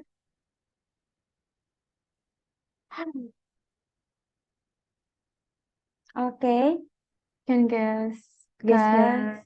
Answer is Hypertension. hypertension. Yay. Right. Okay. The next question is chronic disease that occur either when the pancreas does not produce enough insulin or when the body cannot effectively use the insulin it produces. Diabetes. Right. And this is the chronic disease. Yes, the chronic disease. Diabetes. You can guess, guys, in the chat box.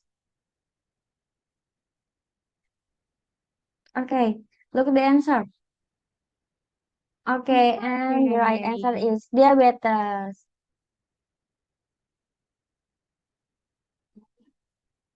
Okay, next. The question.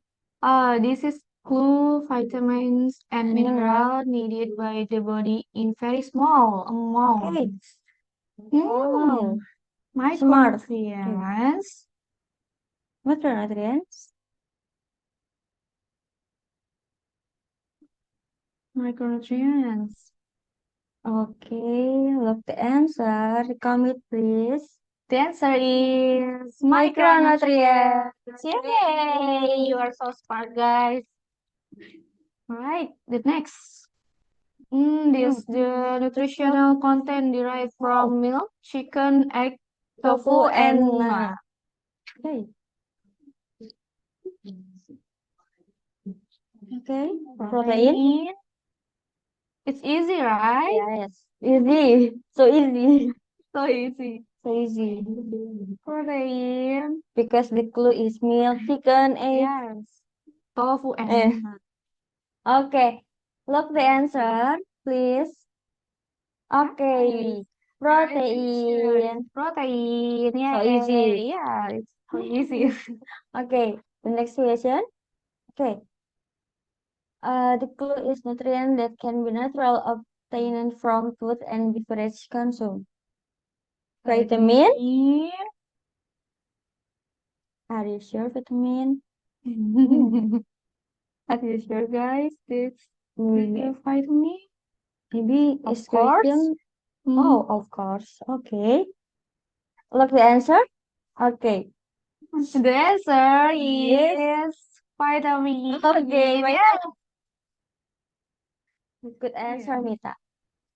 Alright. Is the last of the question, guys. Oh, yes. Maybe the last question. Yeah. Okay, the clue is body movement activities that increase energy expenditure and energy burning.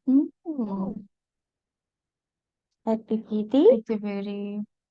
Easy, right? Easy, Easy, right? easy.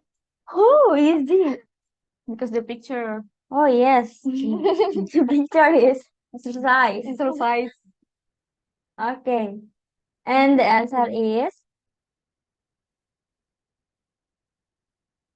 activity. Okay. Congratulations for the right answer, guys. Okay, thank you everyone for joining our ice breaking session until the end of the day. Thank you so much for actively answer and discuss together. Right. I would like to give you an information that we will have a break lunch until 14:20 p.m. Western Indonesian time. And Thank you, everyone. Bye.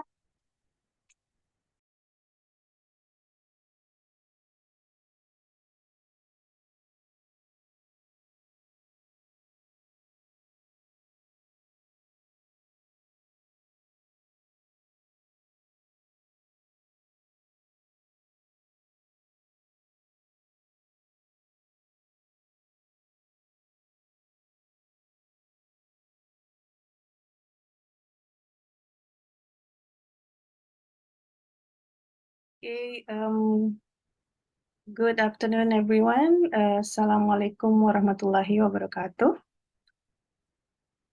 Yeah, I think I want to call the participants. Good afternoon, Malaysia. Good afternoon, Thailand. Yeah, are you there? Okay. Good afternoon. Yeah, thank you. And good afternoon, Philippines. Good afternoon. Oh, yeah, thank you. And good afternoon, Zambia. Yeah, good afternoon also the participants from Indonesia. And now we are on the day 5, session 2. Yeah, very close to the weekend also. Then this nutrition summer course. Yeah, I hope you still find this afternoon and ready for the session. So it is my pleasure to welcome you again here in this room. And I'm still serving as your moderator till the end of the day. And previously in the morning, we had the NINS lecture and presentation. And after 3 hours break for self-study and Jum'ah prayer. And we meet again on the 10th presentation, which will be delivered by Professor Atsuko Ikeda Araki, PhD. And this lecture will be followed by the discussion session. And probably the committee will have ice breaking before the end of the session. Okay, let us start the lecture with entitled Birth Cohort in Japanese Children and Obesogens in Obesity, which will be delivered by Professor Atsuko Ikeda Araki from Hokkaido University, Japan. How are you, Professor Ikeda? Hello, everybody, and hello, Dr. Sandra. Thank you very much for your kind introduction. Yeah, thank you for attending this nutrition summer course, and I hope Japan now doing well, and I think the weather getting cold right now. Yes, it's a little bit like snowing. Yeah, It okay. starts to snow a little bit, and thank you very much for Lina and Sandra for this opportunity to talk for wonderful your summer course. Yeah, I will read your CV first. Professor Atsuko Ikeda, PhD, is a professor of Faculty of Health Sciences and adjunct faculty of Center for Environmental and Health Sciences at the Hokkaido University. Professor Ikeda finished the bachelor degree on bioengineering, and after working for Banyu Pharmaceutical for 9 years, and then Professor Ikeda further the study to the master's and doctoral degree at the Department of Public Health Science at Hokkaido University Graduate School.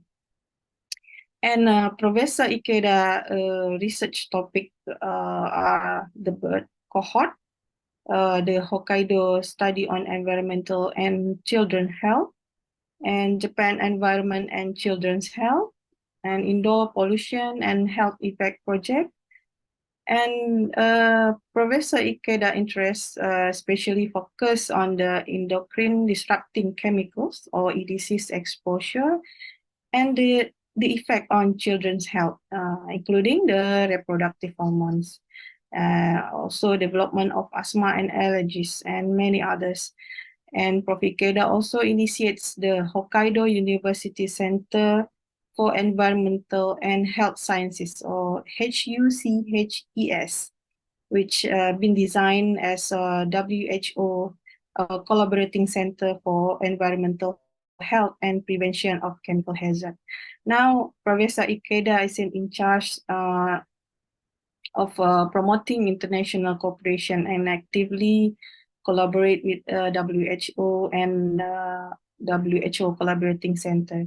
And Professor Ikeda also organizing several classes related to the environmental health and public health. And Professor Asuko Ikeda is also a member of International Society for Environmental Epidemiology and actively serve as ISEE Asia and Western Pacific chapter. Okay, Professor, without further ado, I invite Professor Atsuko Ikeda to deliver the lecture. Okay, Professor Ikeda, time is yours. Very much for your kind introduction. And again, this is my honor to speak here in this talk. So today, I first think about talk for the Obesogens, but I have expanded my talk a little bit to chemicals in the food. So I believe throughout this summer course, all of the participants learn how the food and nutrient are benefit for our health. But today, my talk is a little bit looking from the other side. So I also want you to learn like what can be the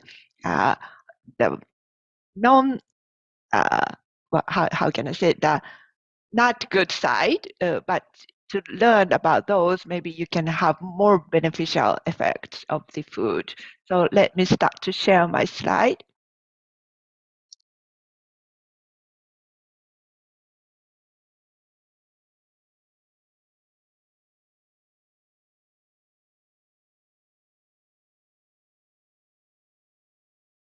So can you see my slide? Yes. Okay. Yes. Okay. So I'm sorry. Okay. Okay. So let's talk about the birth. So let's start my talk. So today's talk is about the findings from birth cohort in Japanese children and chemicals in food. I'm sorry. Okay. Okay. So Dr. Sandra kindly introduced me, but I mean, this is a little bit of myself. I'm now working for Hokkaido University Faculty of Health Science, and I got my PhD in Hokkaido University, and I mainly work on environmental epidemiology and birth cohort. Okay, and this is today's outline.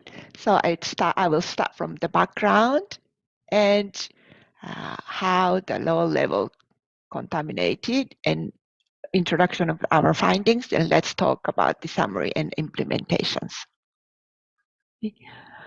So I'd like to start the background. So food are contaminated by chemicals. So I prepared 3 examinations. First one is methyl mercury, and second one is dioxins, and third one is chemicals in dairy products. Okay, so let's start from the mercury. So I believe you all have heard about the mercuries, and maybe you know about the mercury. But anyway, what is mercury? So mercury, Hg, is a naturally occurred element that found in air, water, and soil. And it occurs naturally and released into the environment, also released into the environment from like volcanic activities and with weathering of rocks. But nowadays, human activity is the main cause of mercury release, particularly coal fire burning, coal fire power stations, and residential coal burning, and industrial process, and waste incinerators, as well as result of mining of mercury for gold and other metals. And mercury is known to have toxic effects on the nervous, digestive, and immune systems, and on lungs and skin and eyes and so on. So human beings are mainly exposed to methyl mercury, an organic compound, when they eat fish and shellfish that contain that compound. So I think you have heard of Minamata disease. It's a disaster happened in late 1950s in Japan. So Minamata disease is a neurological disease caused by mercury poisoning, and it first recognized in 1956 in Japan. Due to methyl mercury contained wastewater was released from Chiso Corporation, so they released the methyl mercury into the sea, and consequently, highly toxic methyl mercury was bioaccumulated in fish, and those who eat this fish were poisoned. And in addition to adult patients, there was a fetal type of Minamata disease patient who exposed to methyl mercury in the womb and during infancy.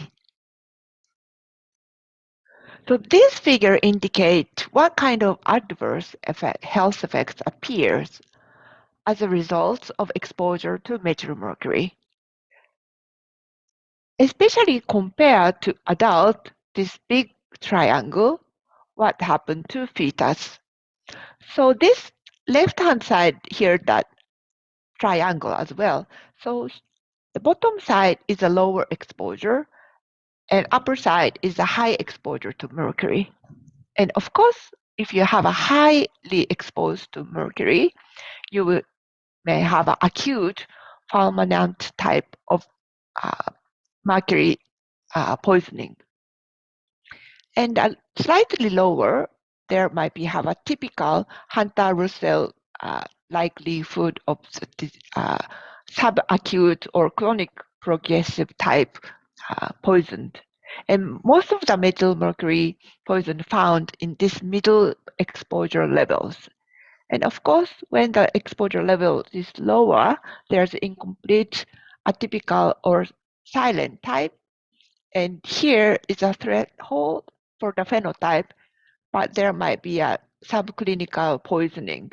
So decline in perception, motor function, or etc. It's very difficult to recognize, but there might be some subclinical poisoning as well. And as I mentioned before, compared to adults, the fetus triangle is shorter. That means even adults do not have an effect, the fetus might be affected. So of course for fetus, if the level is higher, there might be stillbirth and miscarriage. So those cases in Minamata, it was very difficult to define because children already dead. And at the very initial stage, it was not clear. We didn't know that the Minamata disease. So there might be quite a lot of stillbirth and miscarriage cases, but it's very difficult to follow or recognize them. Then even lower exposure level, then the fetus Minamata disease occurs. So in fetus Minamata disease, the children have a very poorly motor developed, and sometimes there's also a mental retardant as well. And of course, in children cases, there might be also subclinical and retardation cases. So the important part is that compared to adult, fetus might be more vulnerable. So there was some cases that pregnant women didn't have any symptoms, but children after birth, they had very severe symptoms. Okay, so let's move on to the next example, PCBs and dioxins. Maybe some of you have heard of dioxins. So what are PCB, polychlorinated biphenyls, and dioxins? So PCBs are a group of man-made organic compound chemicals consist of carbon, hydrogen, and chlorine atoms. So this is the structure, but maybe you don't need to remember this structure. But anyway, due to their non-flammability, chemical stability, and high boiling point, and electric insulating properties, PCB were used in hydrated or industry and commercial applications such as electrical heat transfer and hydraulic equipment. And compared to PCBs, dioxins are unwanted byproduct of manufacturing process such as smelting. And also it's mainly synthesized unintentionally in incineration. And dioxin can cause reproductive and developmental programs, damage the immune system, and interfere with hormones and cause cancer. And humans exposed to dioxins are mainly from food such as fish and meat. There was a food poisoning of PCBs and dioxins. We call that food poisoning Yusho or Yuchen. Yusho is a food poisoning from rice bran oil contaminated with polychlorinated PCBs and dioxins, such as PCDF in Japan in 1979. And very similar accident happened in Taiwan called Yuchen. Yuchen is another food poisoning on rice bran oil contaminated with PCB in Taiwan during the late 1970s. So Taiwan and Japan experienced this food poisoning at quite similar time. The victims of Yusho and Yuchen suffered from dermatological manifestations such as like acne acneiform and eruptions and comedose in association with systemic ophthalmological and mucosal symptoms. And PCBs and dioxins are very persistent. So once other persistent organic compounds we know are such as organochlorine pesticide and like per and polyfluoroalkyl substances, we call that PFAS, or like by polybrominated diphenyl esters. So these are very persistent. So once they released into the environment, they seldom or it's very difficult to degrade. So they can be bioaccumulate. So once they are released in the environment, the plankton and small fish eat those chemicals, and relatively larger fish eat planktons, such as shrimp, and even larger fish eat shrimps, and even more larger fish will eat small fish, and then finally it will accumulate to the top heretical animals such as whales or like polar bear. So even like polar bear or whales, they never use or never synthesize dioxin or POPs, but we can find some of these chemicals in these highly helicated top bioaccumulation, top heretical animals, and of course human located in the same heretical, the top heretical. And because of these chemicals also long-range transport. So worldwide, we can find these chemicals in everywhere, even in the polar to the middle of ocean. So similarly, what I mentioned. So first, dioxin can be produced in a waste incineration, but once it's released into the environment, there might be accumulation in the soil, like vegetable and corpse, and then the vegetable eating animals such as cattle will eat these vegetables, and dioxin can be accumulate these animals. And similarly, once it's released to the environment, it will go into the river and then plankton and bird and fish, and we eat these fish. So human beings are also exposed to these chemicals.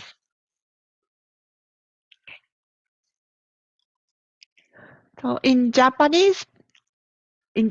we have a monitoring system of dioxins, and there's one study calculate the Japanese daily intake, and we found that fish is the main exposure source of these chemicals, followed by meat, eggs, and air.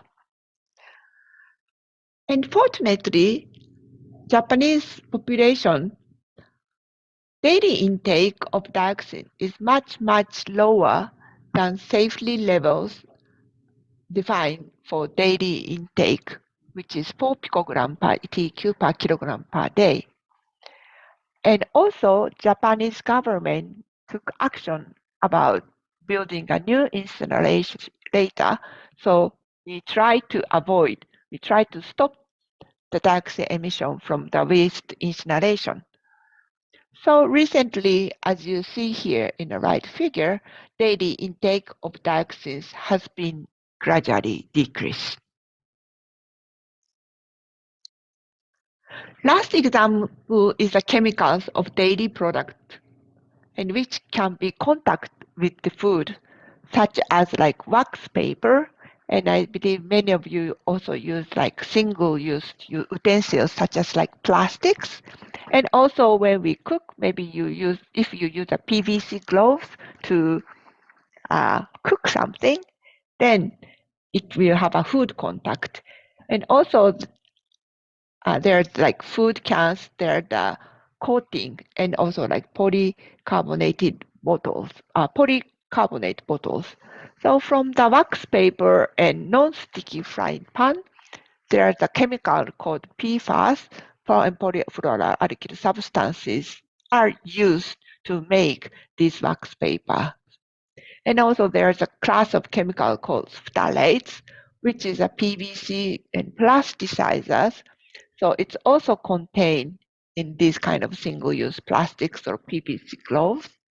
And there are also class of chemicals called bisphenols, which also used as a coating or resin hardeners.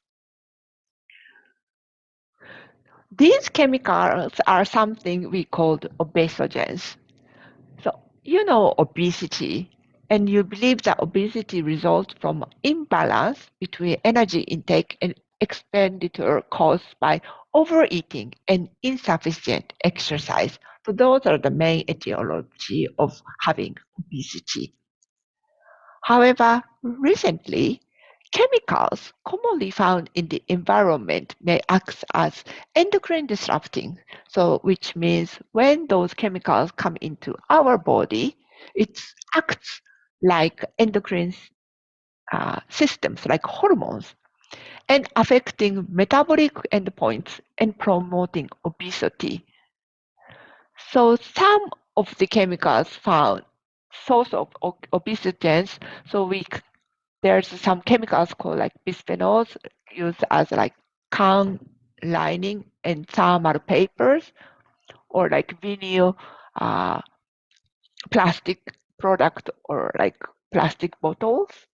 And also some of them can be found in a food preservative and cosmetics, and also like pharmaceutical and clothing, etc., etc. But today we are more focused on the food contact materials. So if you use these chemicals might be slowly emitted from food, and when you eat those fish, you will be exposed.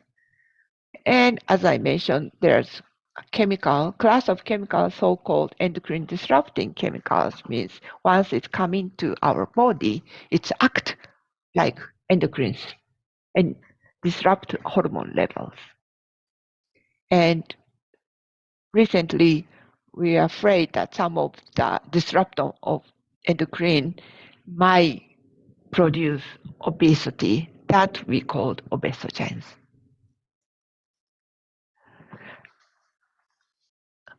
Along with the endocrine disrupting chemical, there's one more very important concept called developmental origin of health and disease. And in this concept, early life matters.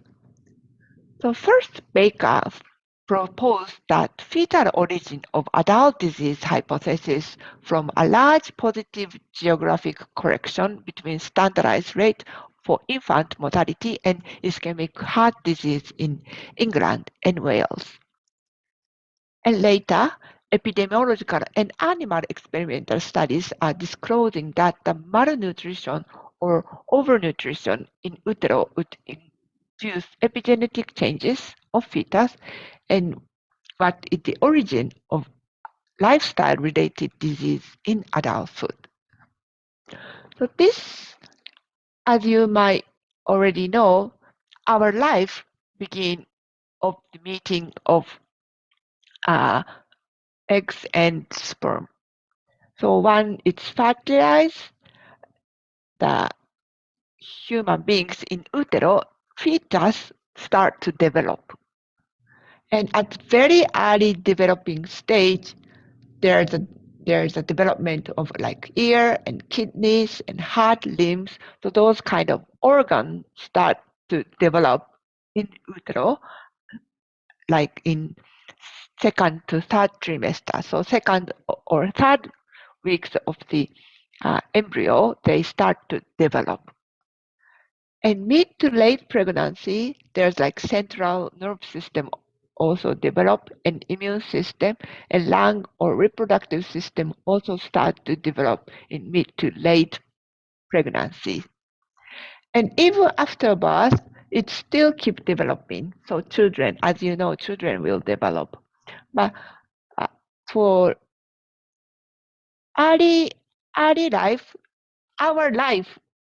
our disease or our organs development start from early pregnancy.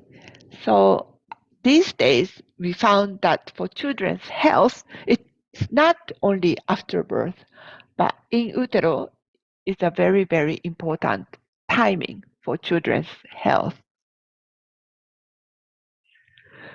So from this knowledge, our research question come out. So we knew that accidentally high-level exposure may cause diseases such as Minamata diseases or Yusho or Yuchen. But how about relatively low levels of chemical exposure in our daily lives? So relatively low chemical exposure affects children's health or not? If it's not affect, then we are very safe and secure. But if it matters, maybe we need to think how we need to change our lifestyle. So to examine low levels of contaminant matters, we start Hokkaido study on environment and children. The Hokkaido study on environment and children's health launched in early 2000. In this study, we have two different cohorts. So the first cohort is Sapporo cohort. We recruited pregnant women from 2002 to 2005 and included 500 pregnant women.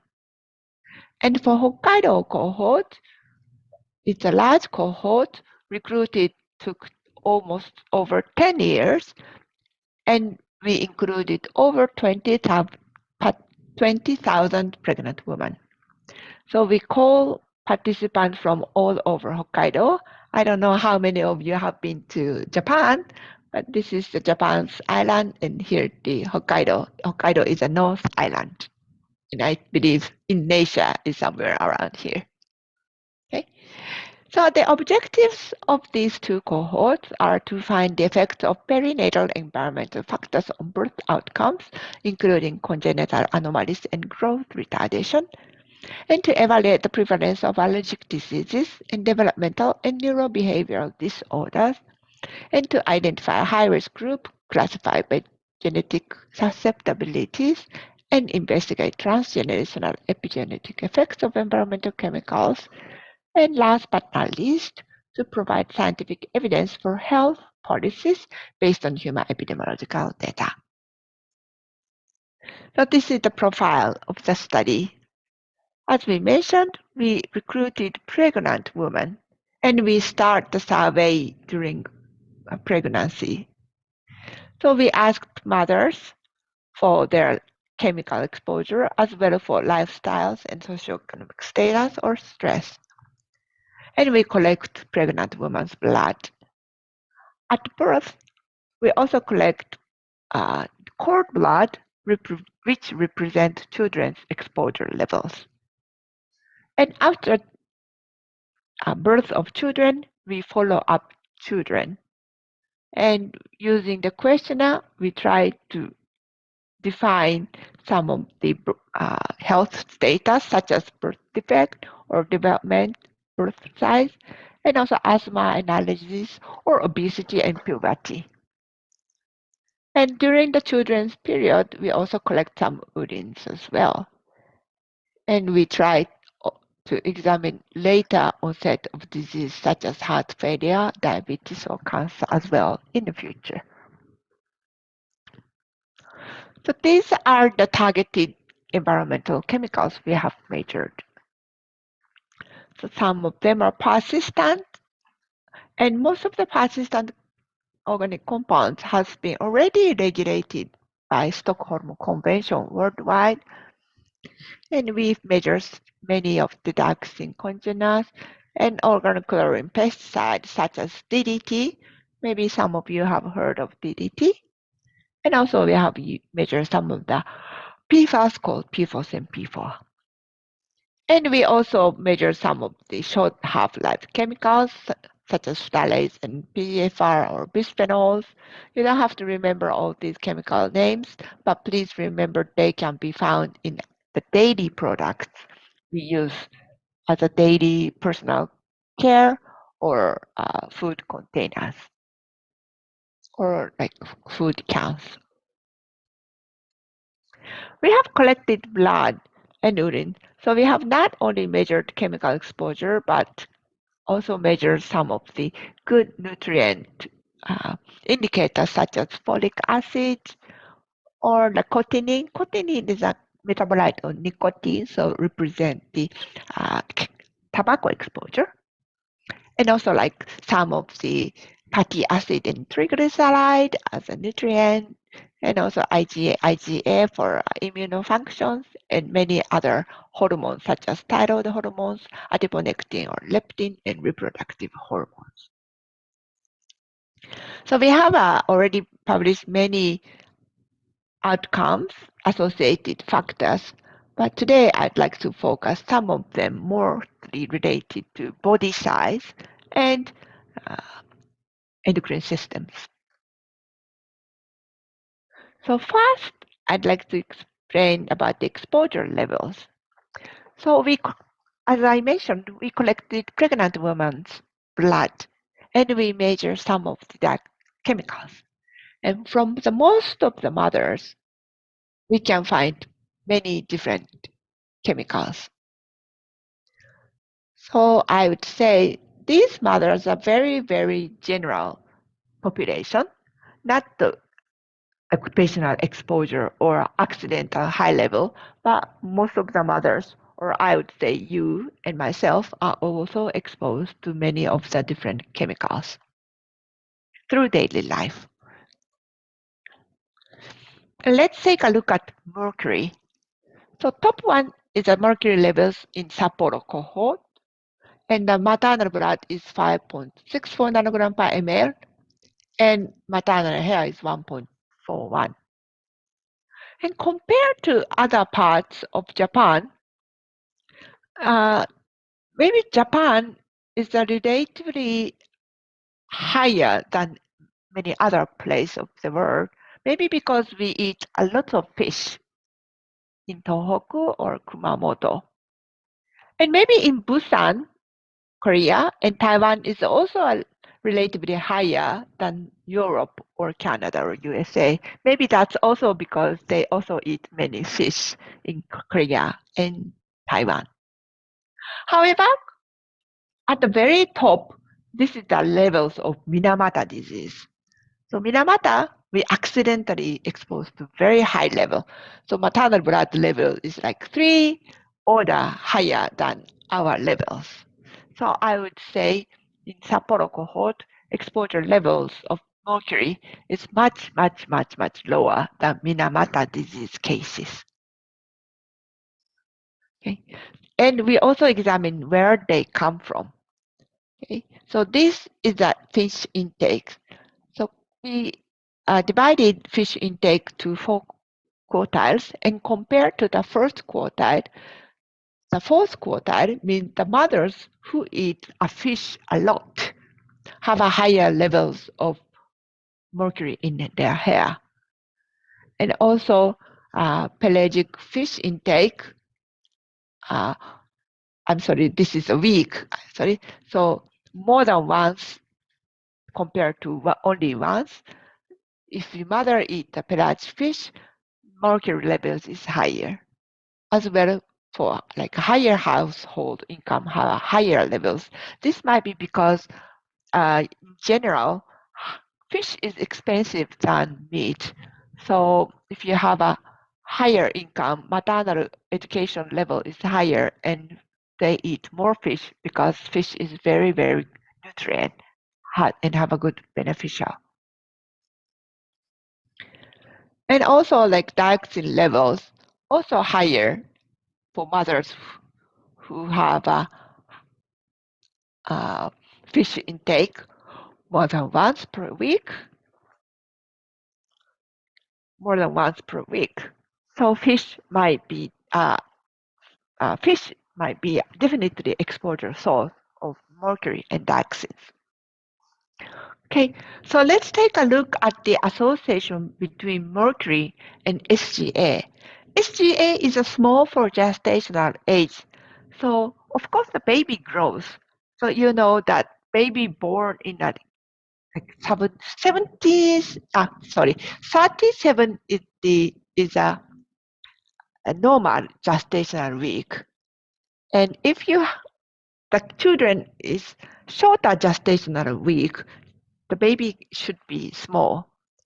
So if you adjust by the gestational week, so each gestational week have a certain levels of birth weight. And small for gestational age is compared to same gestational age children, that baby is smaller. And compared, we divided mercury level into quartile and compared to the lowest quartile mothers. And we found the quartile 3 and 4, we found less chance to have a SGA. Actually, this is good. I mean, if the mercury level is higher, the children might have a less chance to born smaller. So this is a good science. And similarly, there was no statistically significant, but also for length. So if the mother have a higher levels of mercury, baby have less chance to be small. So as a result, compared to other studies as well, so in Sapporo's cohort, mercury exposure and birth site were slightly reduction of SGA risk, which is a little bit beneficial effect. And for the other studies, such as like Tohoku or JEC study or Spain or France, Australia, and Seychelles, there was no association between mercury level and birth size. So I would say, even if mothers exposed to mercury, mainly through fish, this low level is not harmful, but maybe we can have a good effect of fish nutrient. So we would say we encourage to eat fish. So you don't have to worry about eating fish. That's very good science. For dioxins, take a look. So dioxins, x-axis is the level of dioxins, and y-axis is the birth weight. So unfortunately for dioxins, if mothers have a higher levels of exposure, children's birth size might be decreased a little bit, especially among boys. And similarly, the chemical called PFOS, if the level increase, the children have a higher level. Children might have a lower birth size. So take a look at the different chemicals such as dioxins and PFOS. Unfortunately, if the exposure levels increase, children's birth weight might be decreased a little bit. Also, we have examined about the ponderal index. Have you heard about the ponderal index? It's very similar to BMI. Maybe many of you knows about the BMI, but children's, it's unlike adults, kilogram per cubic meters. So BMI is a kilogram per square meters, but children's we use a cubic meter. But the index can be recognized as very similar to BMI. So it's not like a birth weight, but more like fat or skinny, obesity or skinny. And this is the other chemical called phthalates used in daily product. It will reduce the ponderal index, which means children become less obese, or I would say children become skinny. So when the baby born, the baby is very skinny baby. Okay, so let's move on to the neurodevelopment. So this is the exposure of dioxins to mental and psychomotor developmental index. And we found there's some significant inverse association between maternal dioxin levels in blood and mental and psychomotor developmental index at 6 months. This means when mothers have a higher levels of dioxins, children may have a slightly delay in neurodevelopment. On the other hand, we follow up the children up to 18 months. So this is a 6 months, but this is 18 months. And we found there's no significant associations. So this means for children, early life matters. So at 6 months, children may have a slight delay on development, but 18 months, there's no more delays, which means vaccines might affect neurodevelopment at only very early life. But along with the children's growth, there might be many other factors to make children's neurodevelopment, such as activities and mother's or parental contact, and also nutrient. So fish may have a good benefit on children's neurodevelopment. So even dioxin exposure have a slight delay at early life. It might disappear, or maybe it may be masked by a good nutrient of fish intake. So here about the immune functions. So higher dioxin level may increase a little bit risk of otitis media up to 18 months of boys. So here, this is the first quartile, which is the lowest levels of dioxin, and second, third, and fourth, which mean the high levels of dioxins. So if the mother have a high levels of dioxin exposure, children might have a higher risk of having otitis media at 18 months of age. And similarly, for PFAS, if you have a higher level of some chemicals, it may have a higher chance to have a infectious diseases prevalence up to 7 years old. So this is not very good signs. So the PFAS may disrupt some of the immune functions. And this slide showed the association between endocrine systems, which is hormones in children's blood taken at birth, is a cord blood.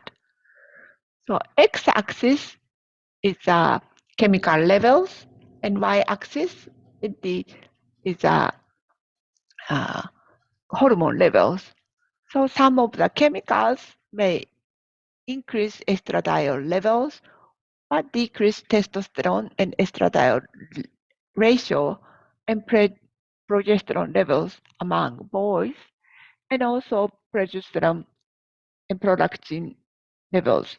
There was an inverse association, progesterone and prolactin among girls as well.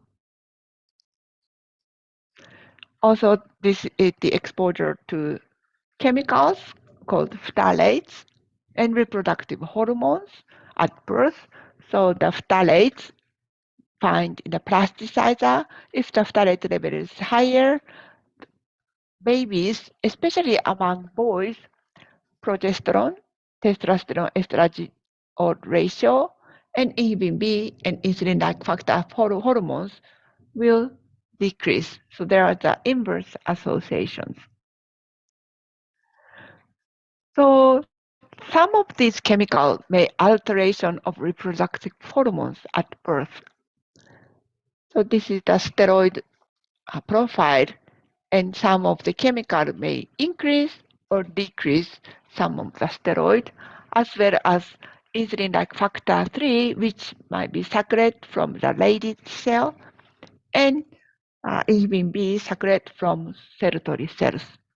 So especially among boys, there might be some effect, and the Leydig cell and Sertoli cell is a very important cells in testes, and at adult age, they will be serve as a spermatogenesis. So the decrease of this hormone may suggest the delay of development of the testes among boys. And last one is about adiponectin and leptin. So adiponectin and leptin is a hormone also related to lots of nutrients. And like leptin, it will reduce the food intakes, but increase the energy expenditure. So releasing of the many leptin is very important to avoid obesity. Or I would say if the leptin level is shortened, then there might be more likely to have obesity. So we have also measured these hormones at birth. So P4 and P4 is the name of the chemicals may increase adiponectin but reduce birth weight and ponderal index. And also phthalates may increase adiponectin but reduce leptin at birth. And also some of the chemicals like bisphenols A and phthalates may also increase adiponectin but reduce leptin at birth. So as I mentioned, reduction of the leptin might be related to obesity in adulthood. So of course we only measure these hormones in cord blood, which means at birth. But as a Doha hypothesis suggests, if the children birth smaller, it might have a higher chance to have obesity at later life. So this kind of disruption at birth might alter and related to future obesity. Okay. So this is the last slide of the results. So we are talk about the mother's exposures, but we also measure some of these chemicals using children's urine samples and found that children are also exposed to these kind of chemicals. So it's very important to monitor how much of chemicals children might be exposed and how the children's exposure might affect the hormones or health status at a later age. So we try to follow up children. So as I introduced at the very first, so we are still keep following up the children. And because blood might give a very good signs and we can measure many of the hormones and biomarkers, we try to meet these children and collect blood and urine samples for biomarkers and exposure measurement. Also, the Hokkaido birth cohort initiated in early 2000. That means children is now reached to age of 18. And 18 in Japan is age legally become adult. So we try to meet these children and get the informed consent from themselves and try to follow up these children because the early life exposure may also disrupt the health status of later age. And we also concerned about the fertility of these children. So it's very important for long follow-up to find the longer later age health disruption. Okay, so for implementation, after Minamata, Japanese government established environmental standard and mercury emission reductions. And similarly, for dioxin emissions has been reduced due to governmental regulation and installation of good incinerations. So consequently, methyl mercury exposure levels in Japanese pregnant women are maintained to be the safe levels. And as I mentioned at the very beginning, fish has many benefits. And I think you all know about the benefit of fish. So it is ideal to avoid eating too many big fish because big fish may have a higher accumulation of mercury and dioxins. And so such as tuna, especially for pregnant women and those who plan for pregnancy. So I'm sorry this is in Japanese, but in Japanese Ministry of Health, Labor and Welfare, create a leaflet and try to increase the knowledge for the pregnant woman how much of fish is safe to eat and have a good benefit of fish nutrient. But before closing, I would like to mention one issue of the mercury in many countries. So as in Japan, after Minamata, we try to clean the environment and now exposure levels become very, very low. However, mercury is still issue in global. The mercury program can be happen in artisan and small scale gold mining. And there's many small scale gold mining are still going on in lower and middle income countries, including in Asia. So in those countries, if you eat fish caught from river under these small scale gold mining, fish might have a higher accumulation of mercury. So I think in those areas, you need to be aware of eating, or you need to not avoid, but be careful about not eating too much fish.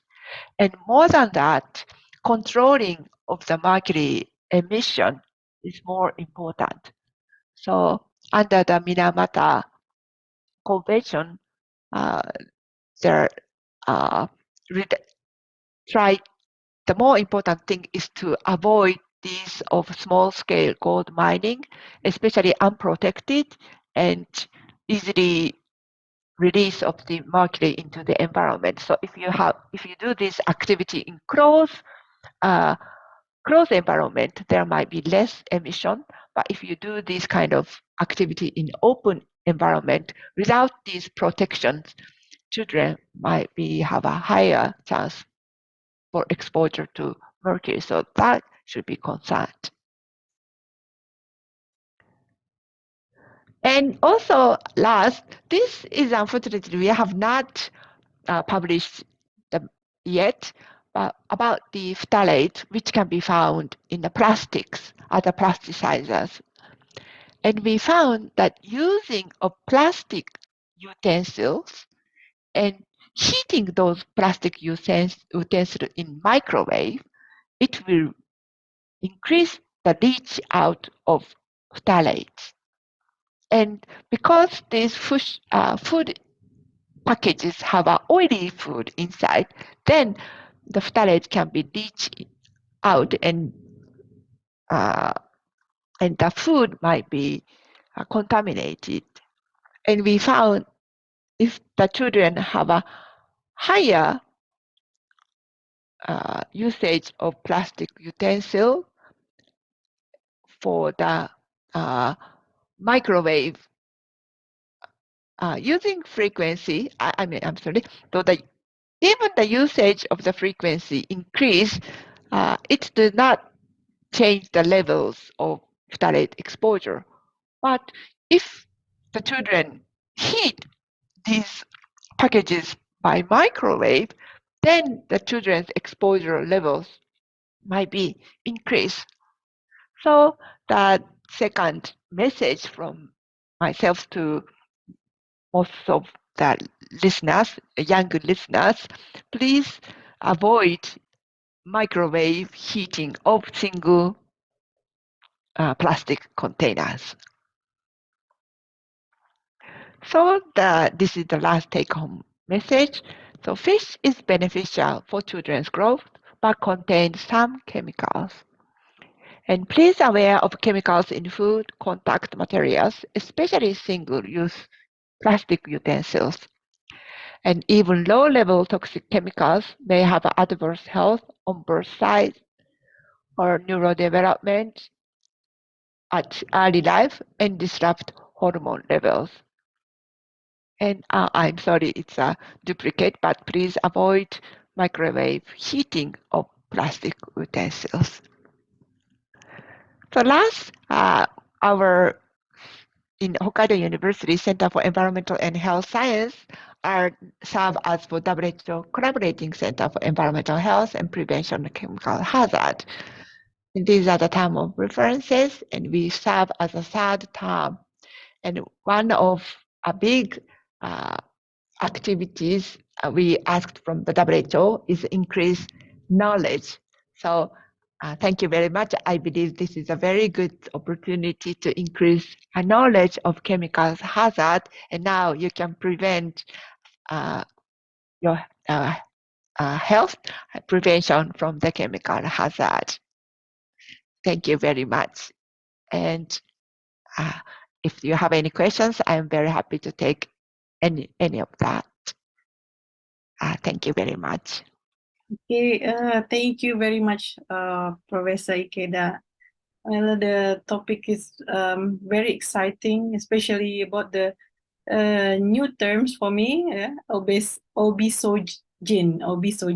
Yeah, actually, this is very new for me, and this lecture actually we need to more aware to the chemical around us, yeah, especially as we know that currently not only in Japan but in Indonesia also we are facing chemical waste problems, especially in the urban area such as in Jakarta, and which may contaminate our food, yeah, especially from the agriculture as well as from the seaside. Okay, I think some participants have already, no, I don't think they sent the question from the chat box. I think if there is a question for Prof. Ikeda, you may directly ask the questions to Prof. Ikeda from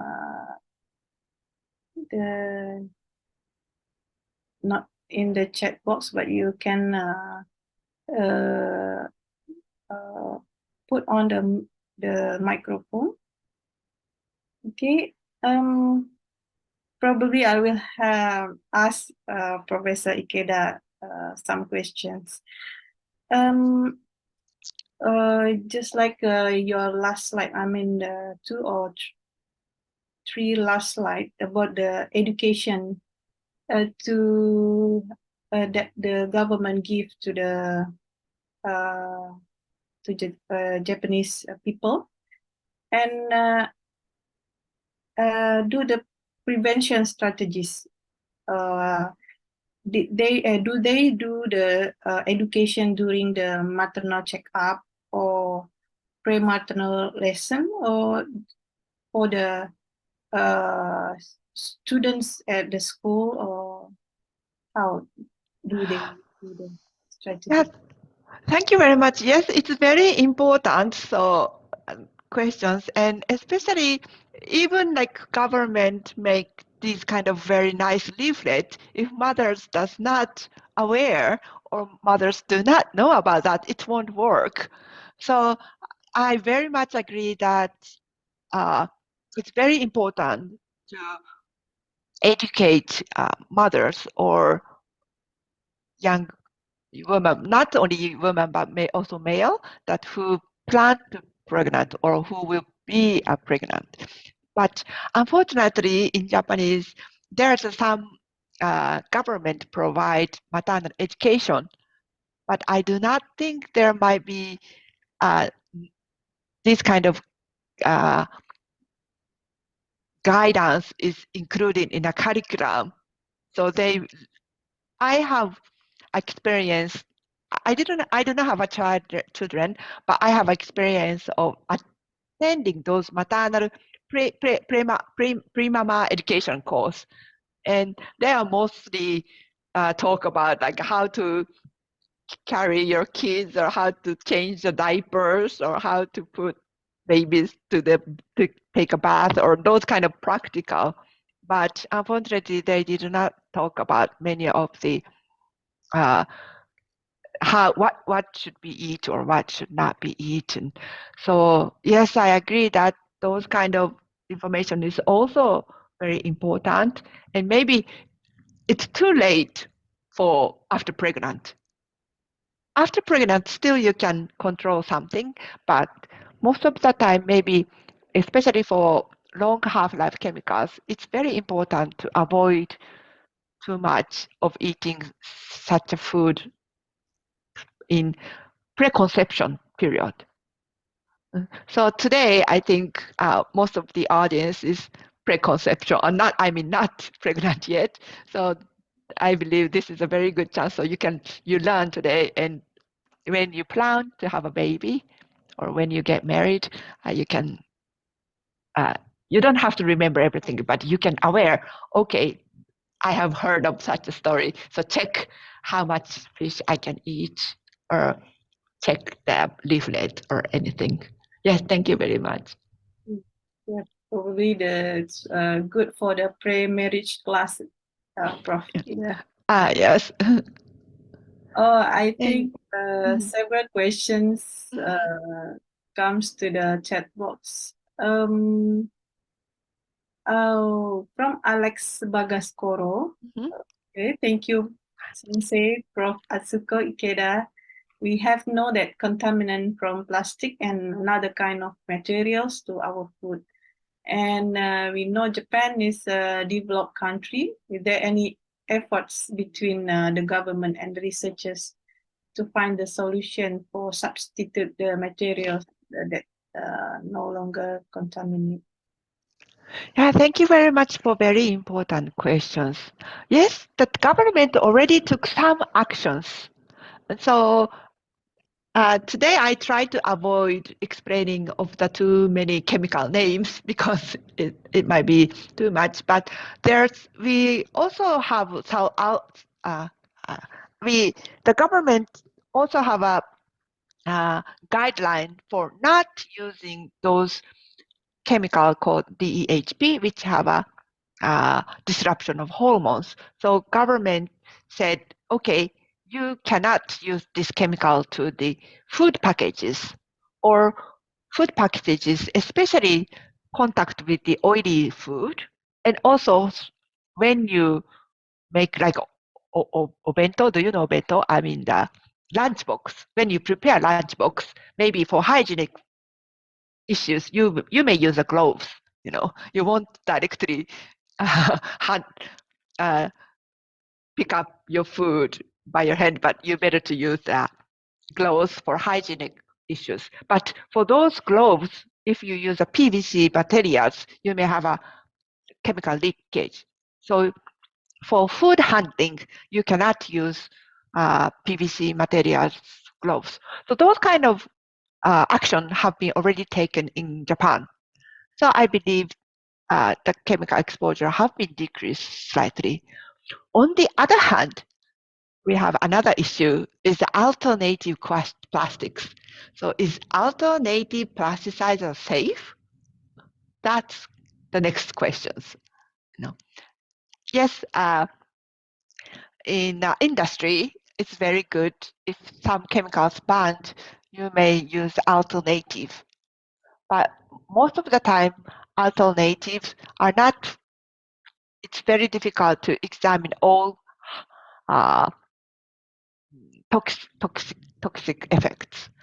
So the second question is always we have to consider, is alternative safe? And also nowadays, plastic usage is has been reduced because of the all like microplastic and plastic contaminant on the environment. So the chemical plastic pollution issue is different from what I have talked today, but reducing of the plastic usage can also reduce the chemical exposure.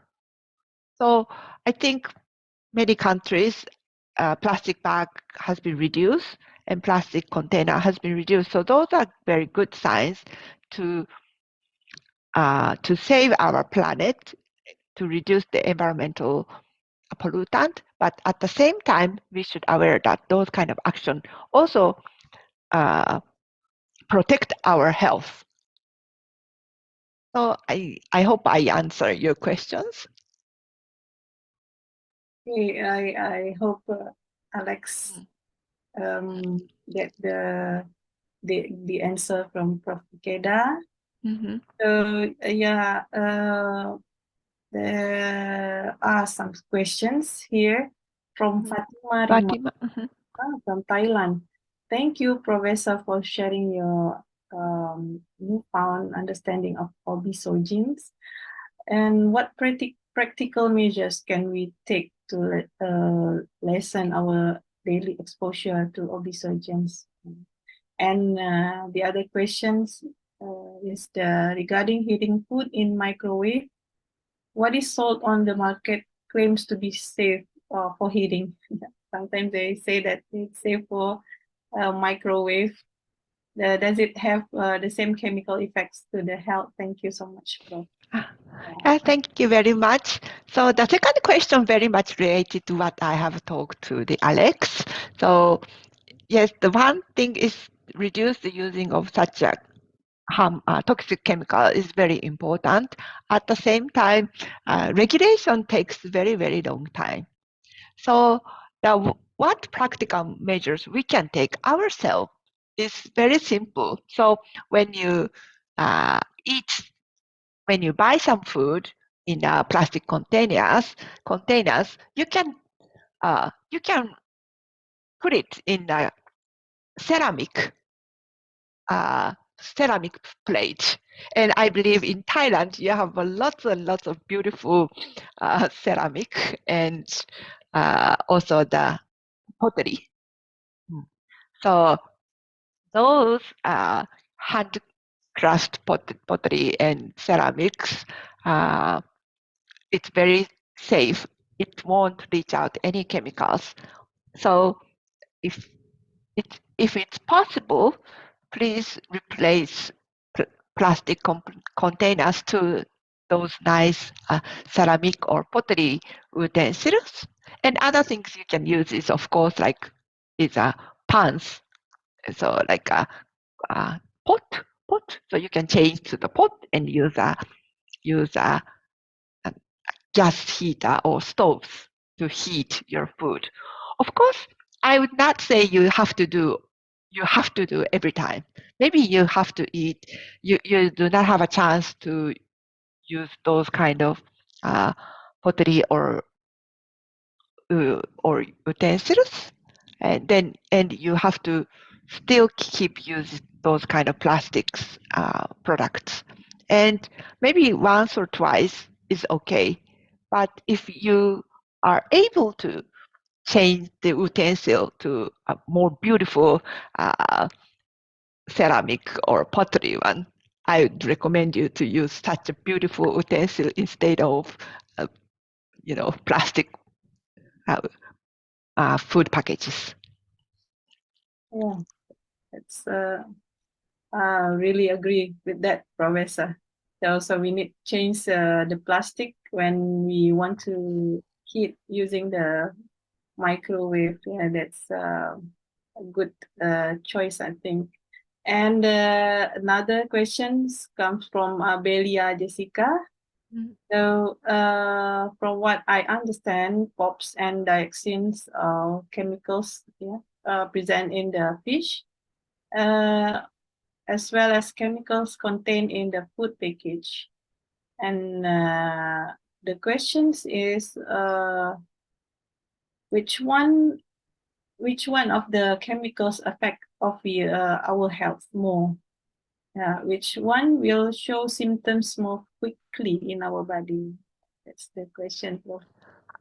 Yeah, thank you, Abelia, and you gave me a very, very difficult questions to answer. Actually, I think it maybe depend on what kind of health outcomes. So in like in POPs and dioxins, it's very difficult to eliminate. So it will remain in your body for long time. So that's the very much issues. And for the birth weight, birth size, I think like POPs and dioxins are more have a larger effects than the food packages one. But for hormones, I think food packages one have a higher effects. So it's very depend on the structure of chemicals and how they affect our how they affect our body mechanistically. And from the human studies, it's quite difficult to say what the mechanisms so in our body how it reacts and all those different biological associate effects happen. So it's very difficult to say which is good or which is bad. But I think the important thing is there's many different kind and different chemicals different class of chemical may react to our body different way. And of course, humans try to reduce especially persistent organic chemicals, but for short half-life chemicals, there are more and more introduced in the market. So I think that's a very difficult issue. Okay, thank you very much, Professor Ikeda.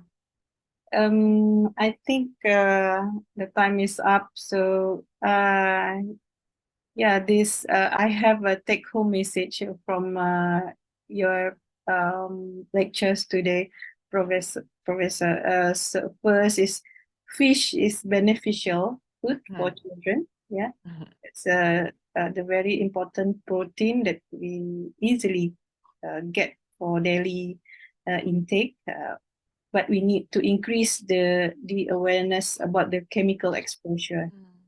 And the second message is we need to increase our awareness for some food contact chemicals through our daily devices.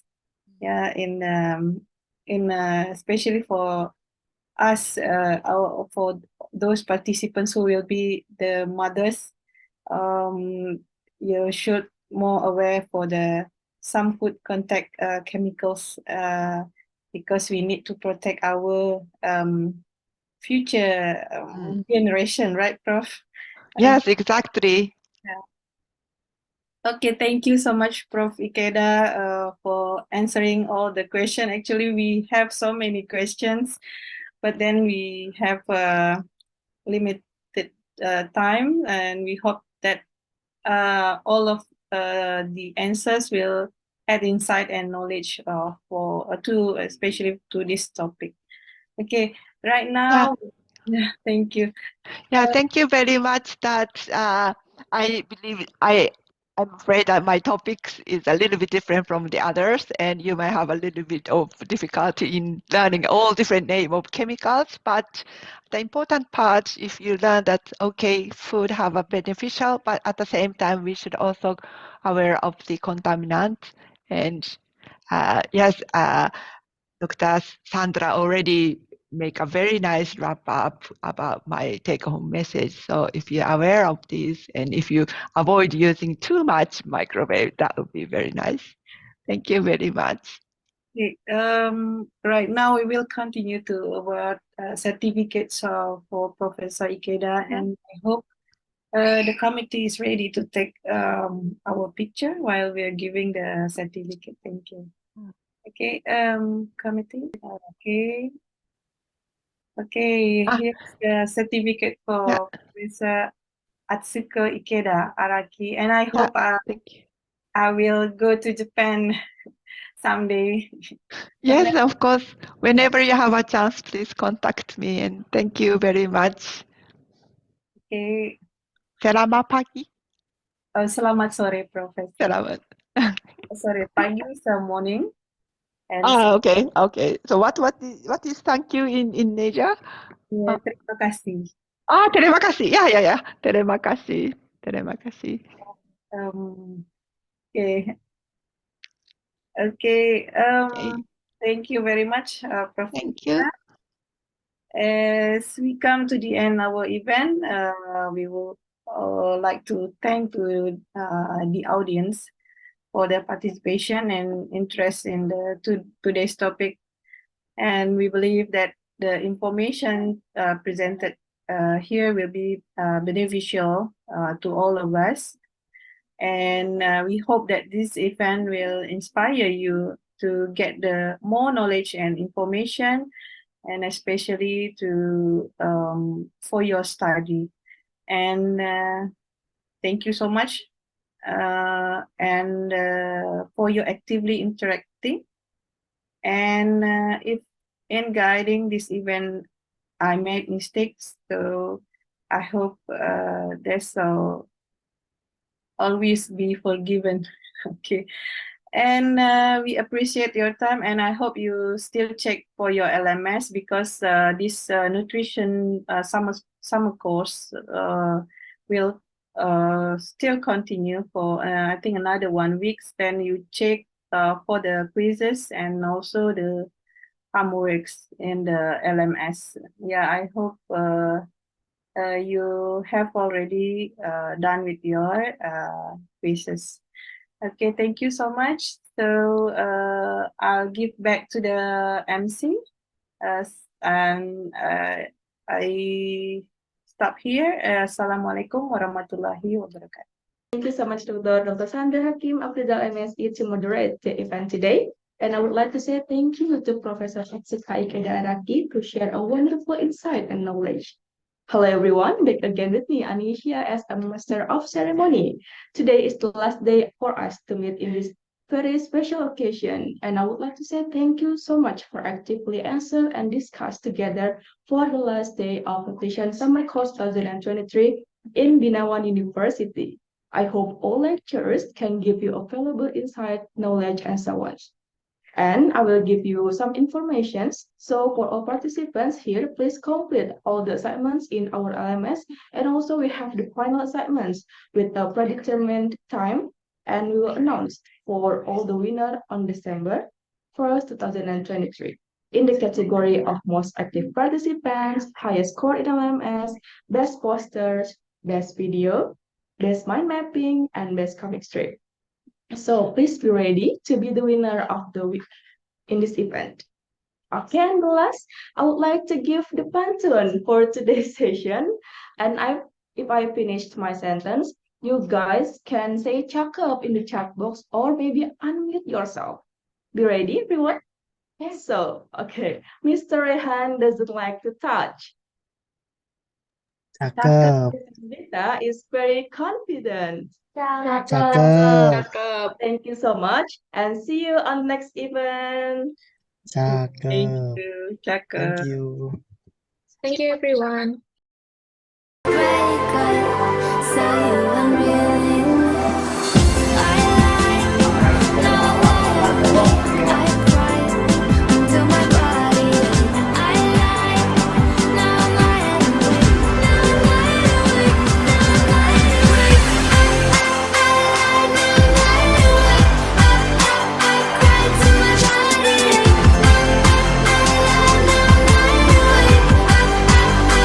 To my body.